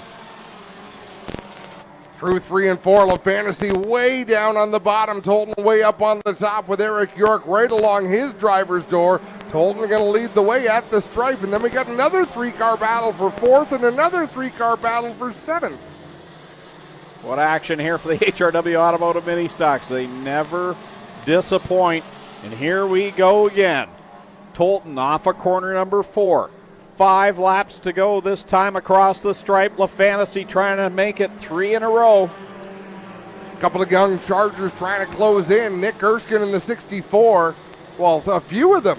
Tristan De Silva and Ryan Hiller in the 21 machine. We could have a 6-car battle for the win here in the matter of about half a lap.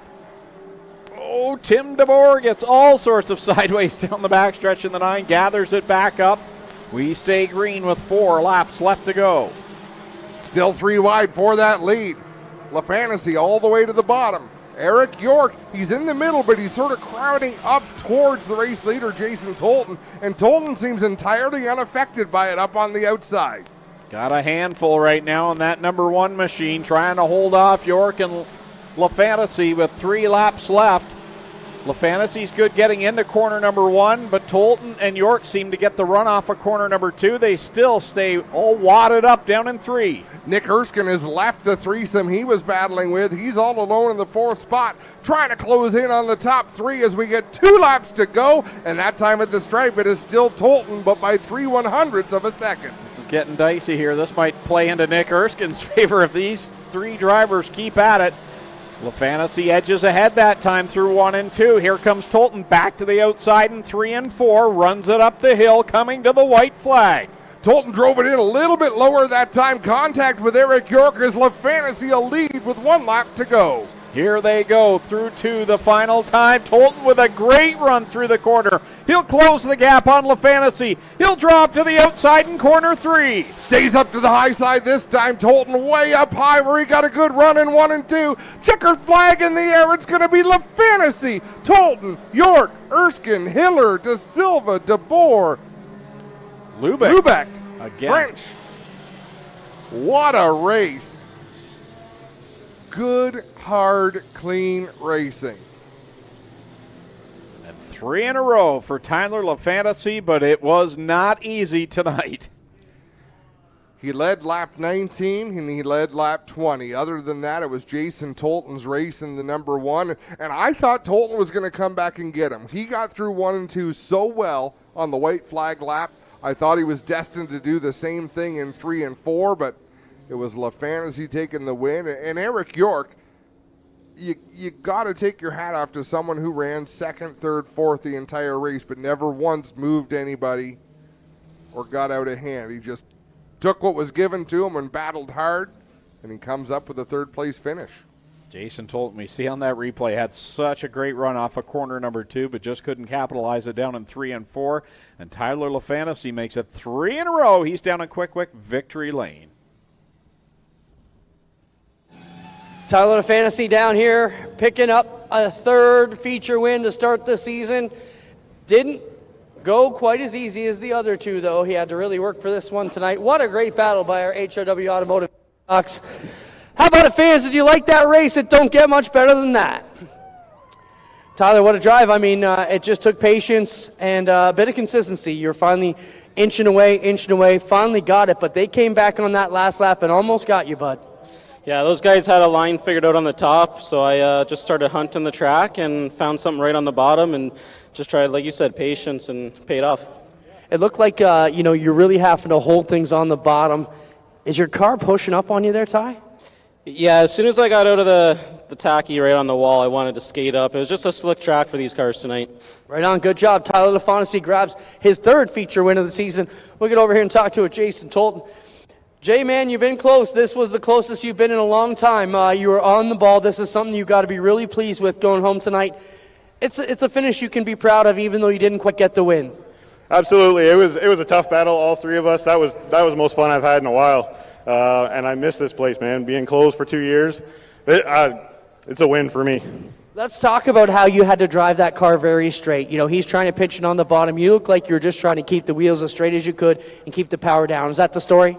Yeah, it was really slick up top, but I was making speed up there. So there's a couple laps that just got away from me just a little bit, and that's gave them the opening. So you can't make a mistake with that guy because he's fast. You got Jason Tolton. We'll grab second. We'll get over here and talk to third place. Eric, good drive. I mean, you've been on this one.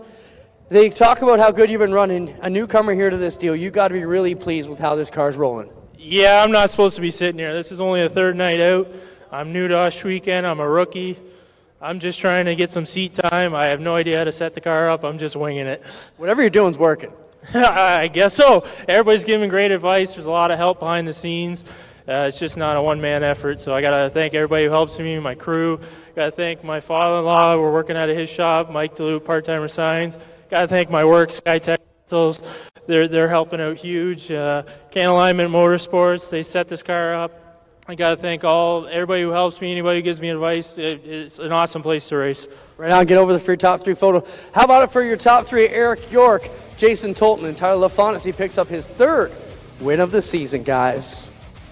Sometimes overthinking can lead to bad things, and it's working right now for Eric York, not knowing what to do. And for Tyler LaFontaine, 2014 champion in these mini stocks, so maybe he's going to go for it again here in 2022. We'll be back. One more feature to go, the 360 Sprints, here on G-Force TV.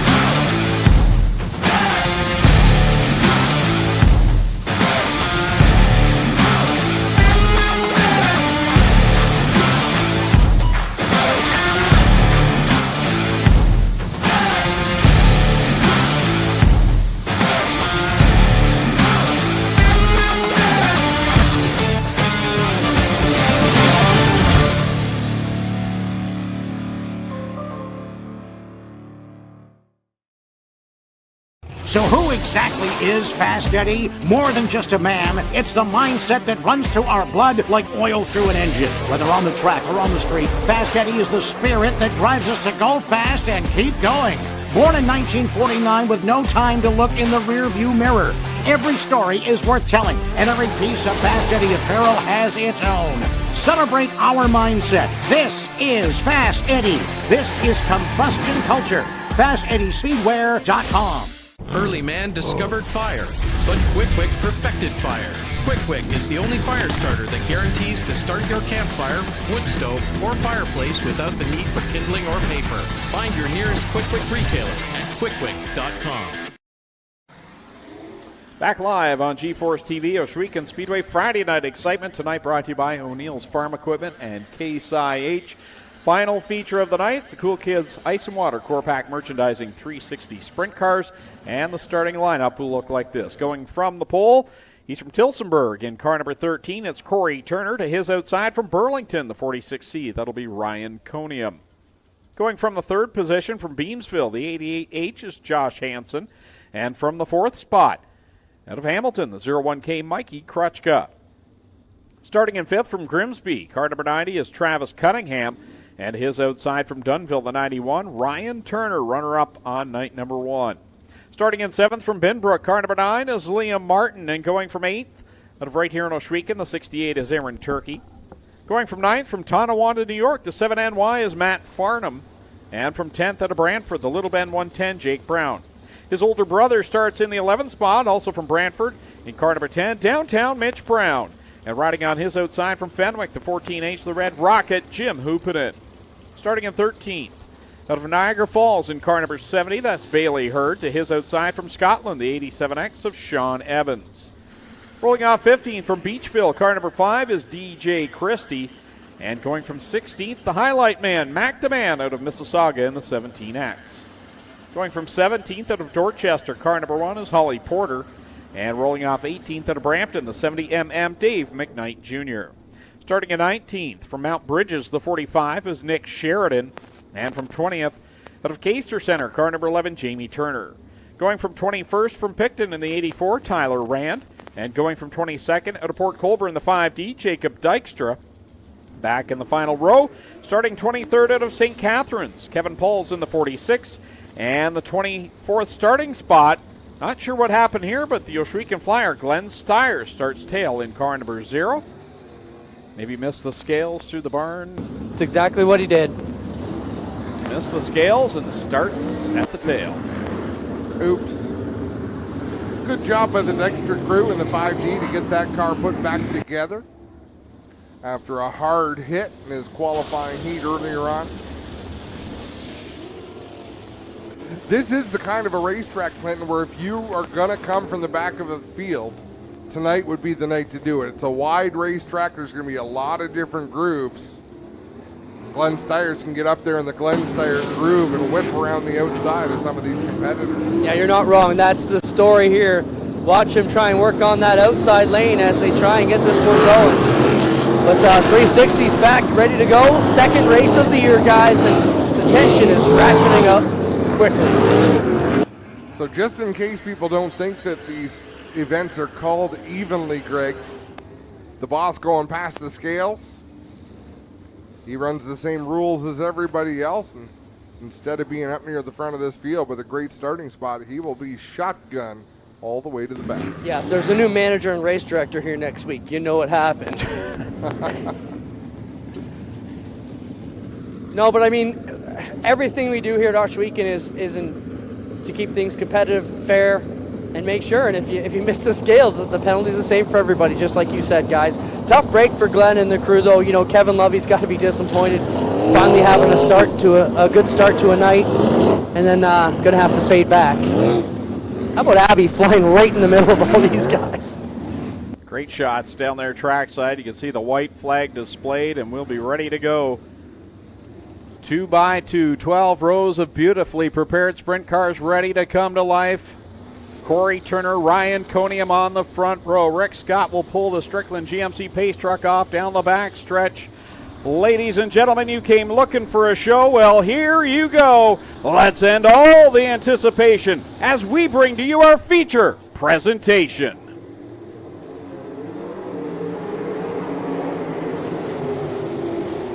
They rumble, bumble, stumble down into one, and Ryan Conium loops it around in corner number 2, keeps the foot in the throttle, gets it up high, rolls the car down the banking, and we stay green, but he nearly takes out Jacob Dykstra.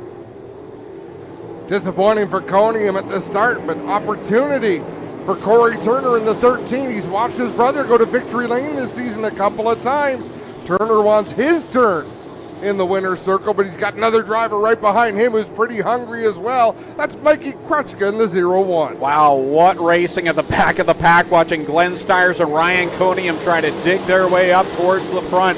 Glenn's already passed about 6 or 7 cars as he's on a march.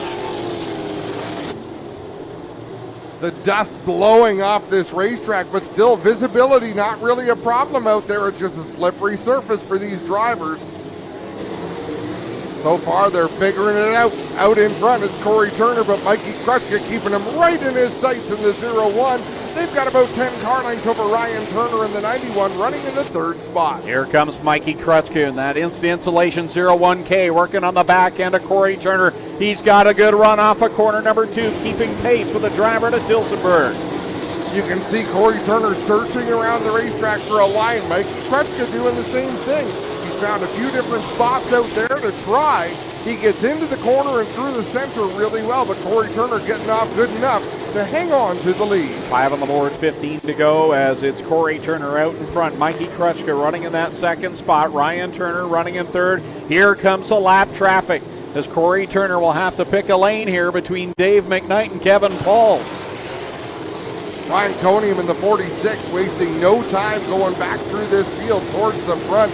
Corey Turner aggressively driving to the inside of Kevin Pauls to put the 46 a lap down. A little bit of a breather now for Corey Turner as he gets by Kevin Pauls. Now work to the inside of Tyler Rand. Next car in front of Corey is his father, Jamie Turner. So a couple of laps go out, make it one lap car between he and Mikey Krutschka, but Krutschka's going to close the gap. Turner goes up the racetrack. He ran the bottom the last couple of corners. Now he's right up to the high side. He'll go around the outside of his dad, Jamie, keeping himself close to that number 11. Next in line, it's Holly Porter. And then it's going to be Glenn Stiers. Glenn made a charge at the start of this one, but has not been able to pick up any more spots. He's mired back there in the 18th spot as the leaders bear down on the zero machine. If you think it has not been on the mind of Corey Turner that his brother has got a couple of wins this year and he's been shut out, you've got to believe that's going through the mind of our driver of the Petro Plus number 13 out in front. Cross flags up in the air, 10 in, 10 to go as Corey Turner works to the inside of Glenn Stiers down at 1. Stiers stays on the lead lap though. Mikey Krutschka works around Holly Porter and he's got that wing pitched high, trying to get some traction as he moves up a lane. Wow, Corey Turner. Close quarters with Glenn Stiers there, but drives it deep into turn number 3. Now he'll swing to the outside into 1. Nope, he keeps it down low. It looked like he was going to go up high on the Bailey Hurd number 70, but he keeps that car pinched down to the bottom. Krutschka's got some advantage gained here on Corey Turner. Close the gap. He's on the tail tank now as we've got a caution out. Kevin Pauls in turn number 2.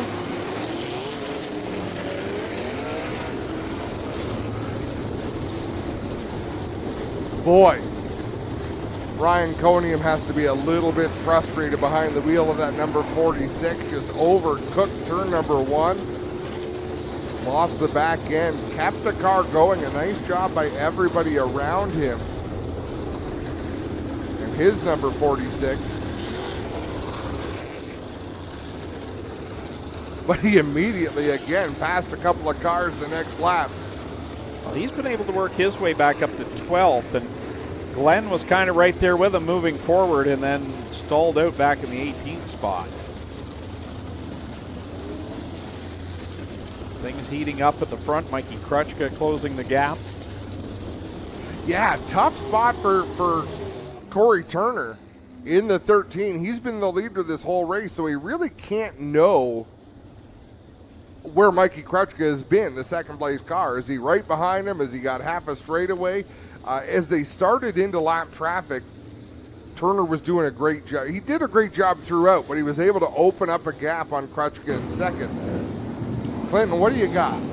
I just talk about Mike a bit. You know, he was racing with the Stelter crew down with the ESS. Start of the season there, it just didn't work out for him. He couldn't handle running 18th and 20th in that car. And some of the other drivers even come up to him last week around and says, got to be killing you. So to get back in his own car here, to run good in his heat and run solidly, no matter how this one shakes out, Mike's going to be a little bit smiley tonight, I would think. I know he wants to send a shout out to some of our old high school buddies who came out here. And I knew these kids when they were 6, 7, 8 years old. I want to send a shout out to David Roy and Rossi Burns. And their first visit here to Ohsweken. So good to see some guys from the old crew come out. Well, and I'll tell you, Clint, what feels good for me is in his own equipment the last couple of years, Mikey has just not had the results he's wanted, racing at Merrittville and Humberstone and wherever the Knights of Thunder went. So I'm really pleased for him that back at Ohsweken, this is what we're used to seeing. I'm with you about the Turner boys too. You know, Corey kind of came in as the #1 driver to the Burger Barn team, and now Ryan's been performing very well lately. So Corey, I sure wants to get that Petro Plus 13 car back to it. And we got to send a shout out to Petro Plus, the official fuel supplier of everything on G-Force TV, and we appreciate Jay and all the businesses that they do to help us here at the Speedway with G-Force and with all the teams they're behind here each and every week, guys. huge supporter of everything that happens here at Ohsweken Speedway. Jamie Turner just peeled off the racetrack and up into the pit, so looks like his night might be ending early. But you can bet he'll be climbing out of that number 11 to come and watch his boys in first and third right now with 9 laps remaining.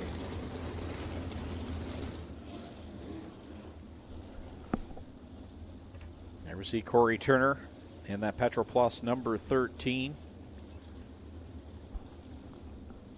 Had a huge win in 2019 on the Friday night of the Canadian Sprint Car Nationals, winning one of the triple 15s, and that was a huge win for him with that many big drivers in town. He's got 4 A-main wins to his credit here at Ohsweken. Kevin Paul's back on the racetrack in his number 46. Got the car fired off once again, rejoins the tail of the field.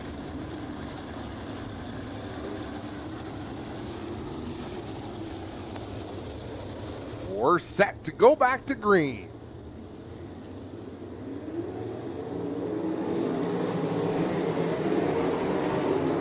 Back at it with 9 laps left to go. Here comes Crutchuk. Closes the gap through corner number 2. He's right there behind Corey Turner. Josh Hansen's putting some pressure on Ryan Turner now. He'll take the 3rd spot. Hansen drives it deep to the inside, slides up in front of Ryan Turner. Mikey Crutchuk had thoughts of going to the outside of the leader, but Corey Turner comes across his nose with 8 laps to go. Down the back stretch they go. Corey Turner wheeling that number 13 machine, this time by to complete lap number 13 and 7 circuits more here for the Cool Kids Ice and Water Core Pack Merchandising Sprint Cars. Turner is up on the wheel tonight in that number 13. Crutchuk had his opportunity there. He's falling back just a little bit in open air, so Corey Turner, he doesn't know what's going on behind him, but we know he's looking pretty good. 6 more circuits around. Crutchuk in second. Ryan Turner is solidly back in that 3rd spot. As we got one around, it's Travis Cunningham down inside of corner number 4. Will put us back under the caution flag. Left front flat, so I wonder if he hit the wall again. That's where he had the trouble on opening night. Yeah, flat left front and a big damage to that left front wheel. You can see it peeled back there.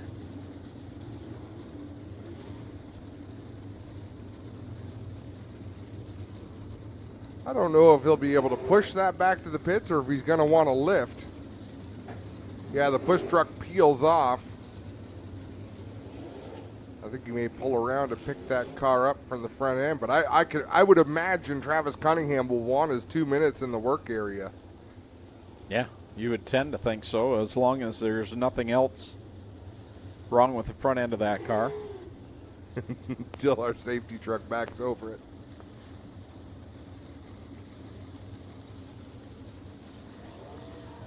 It looks like we're going to bring out the real tow truck.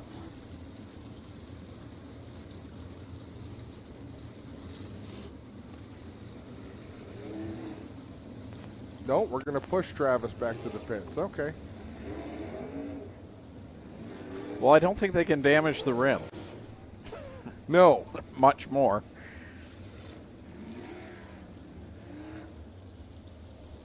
So I'm just looking through the list here. Corey Turner with 4 career wins here at Ohsweken. His dad, Jamie, with 1. Ryan doesn't have a win here. He's got plenty on the road with the Southern Ontario Sprints. And a Southern Ontario Sprint champion. Ohsweken's a different animal, though, Greg. For one thing, we've always had a dominant 360 racer, whether it was Glenn Stiers or Dylan Westbrook, Keith Dempster back in the there's been so many over time. It's been tough to compete with some of them. He also has 1 Knights of Thunder win at Merrittville Speedway.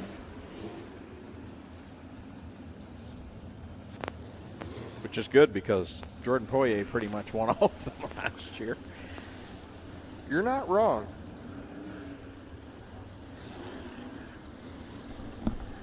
Mikey Crutchuk, 5 career wins here at the Big O.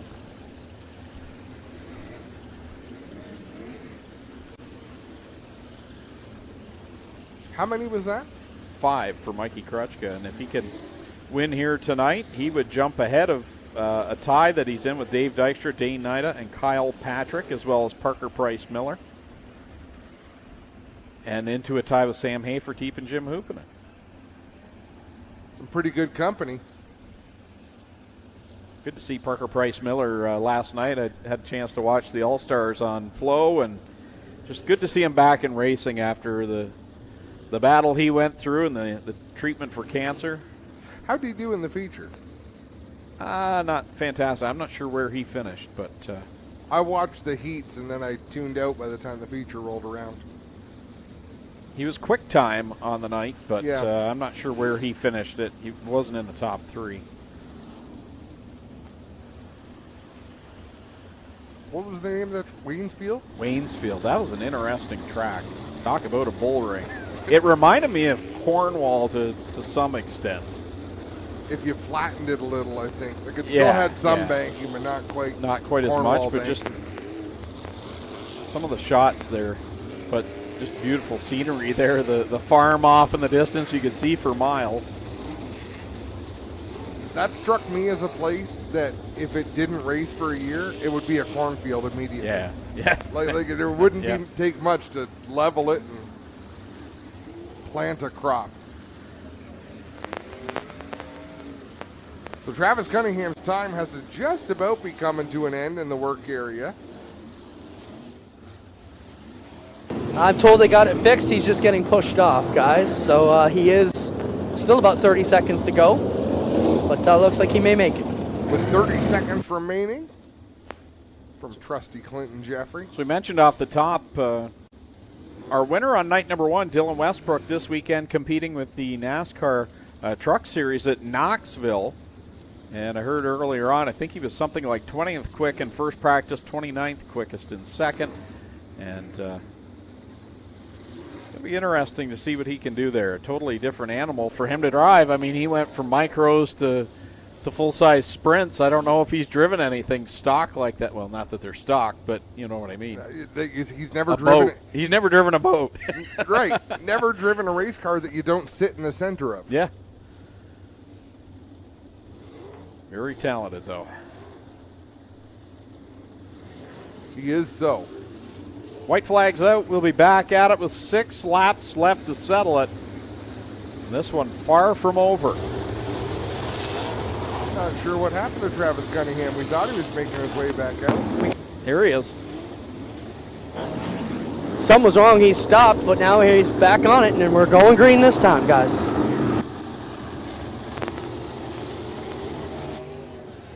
Coming back, single file past the restart cone. Corey Turner, Mikey Krutchka, Ryan Turner, 1, 2, and 3. They go down into corner number 1. Krutchka trying to find the line that's going to take him to the checkered flag. Josh Hansen again looking to the inside of Ryan Turner. He'll drive it deep down into 3 and 4. Slide up in front of the 91. We've got a battle for the lead, but Krutchka still can't quite find that forward bite. Josh Hansen trying to make another move on Ryan Turner for that 3rd position. Now Liam Martin draws up close to the 88H as he's disposed of Matt Farnham. So it's Corey Turner, Mike Krutchka, Ryan Turner, and now Hansen and Martin squeeze by the flag stand. Wow, there was not a lot of room there for Liam Martin between Josh Hansen and the outside concrete. 3 laps left to go for Corey Turner. Krutchka keeping pace but not able to draw up on the back end of the 13 like he was earlier on in the night. Ryan Turner has gapped himself away from Josh Hansen. The battle right now is for 4th as Liam Martin is gaining ground on the 88H. 2 laps to go. Corey Turner having a little bit of a challenge getting around the 90 of Travis Cunningham. Had to get away from his racing line. Mikey Krutchka 8 car lengths behind the race leader as he closes in on the back end of Dave McKnight. White flag is in the air. One more trip around. Corey Turner makes it around McKnight. He's got Holly Porter in front. He just needs to keep it smooth and steady down the backstretch and through 3 and 4. Looking for feature win number 5 at the Big O. Off of corner 4 he comes. Corey Turner going to take the checkered flag. Mikey Krutchka comes home 2nd. 3rd to Ryan Turner.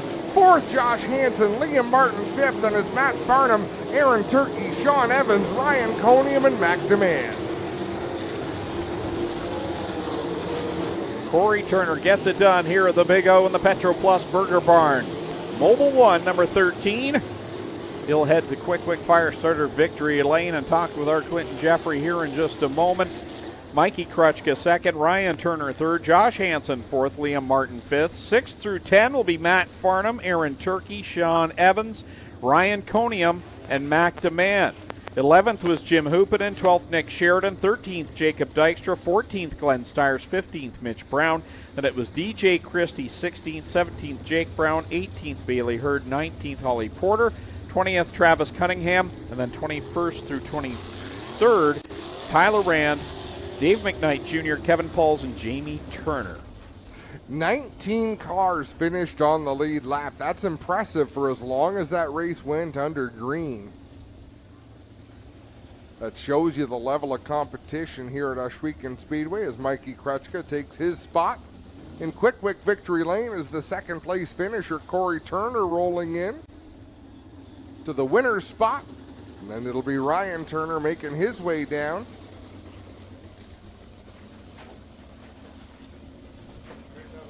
To slide into 3rd.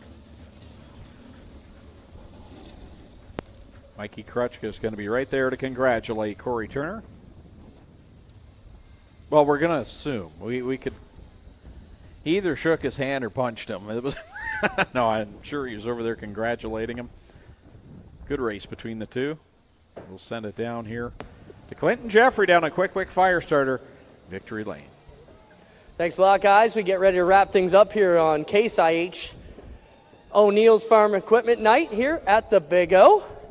2 Burger Barn cars here on the patio along with the 01 of Mikey Krutchka. We'll get Corey Turner out and get him over here to come on out and have a word with us, and we'll talk to him in just a second as he gets all the gear off, and we'll work his way around here to the front of the Petro Plus Burger Barn number 13. Great racetrack down there again tonight. It was a lot of pedaling to be done by the drivers, but made for some exciting action in all 4 divisions. Yeah, it really did. I mean, it's slick. It's the same for everybody. They all have the same opportunity to go out there and compete, but by and large, smooth is the big part. You don't want to see too many dips and ruts and holes, and we haven't had that Zigger Van Tile back on the scene prepping these racetracks. And Corey Turner's ready to climb out of that number 13 Petro Plus sprint car.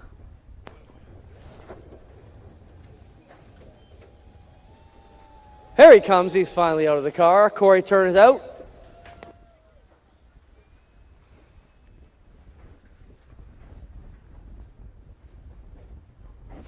Corey Turner gets up on the wing.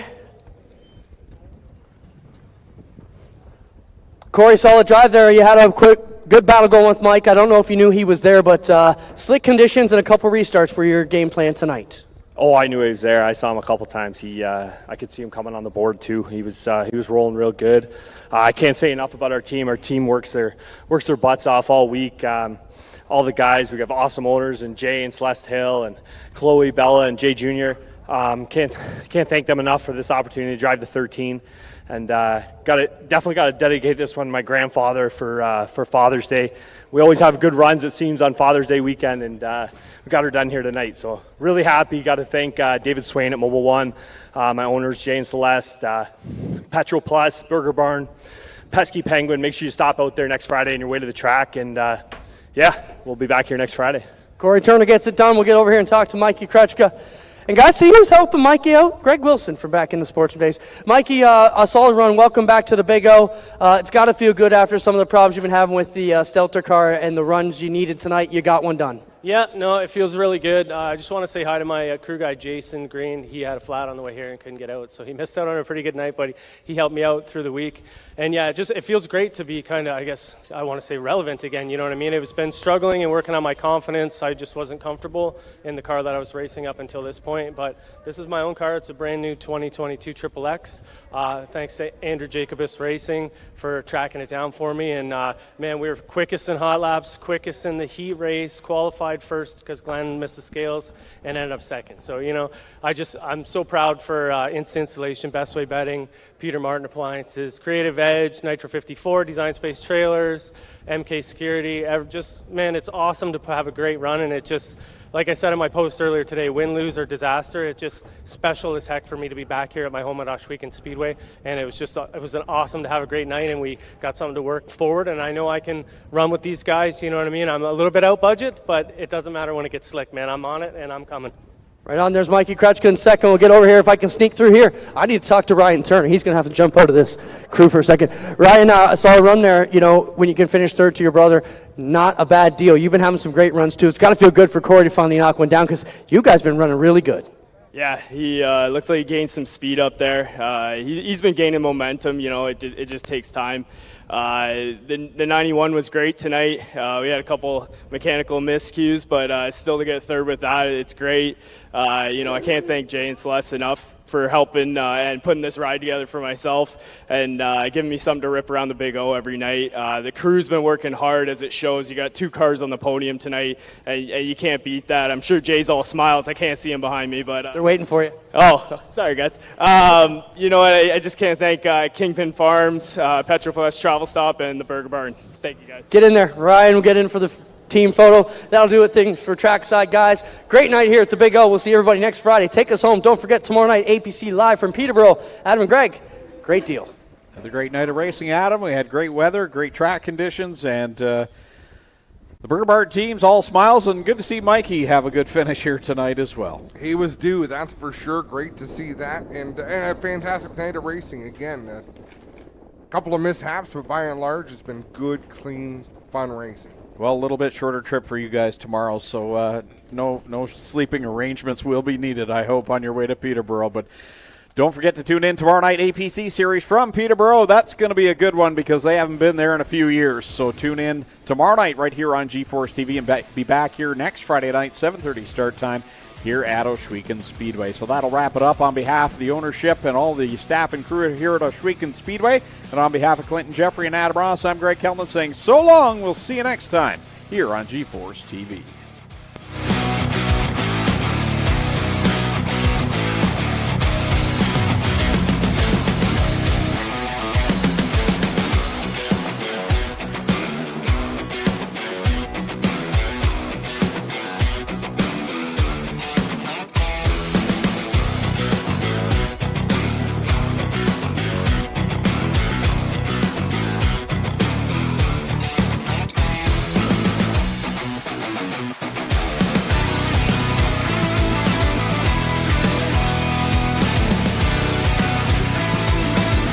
Broadcasts may not be reproduced, retransmitted, or used in any form without the authorized written consent of GeForce TV. GeForce TV would like to thank you for your support and for watching today's broadcast.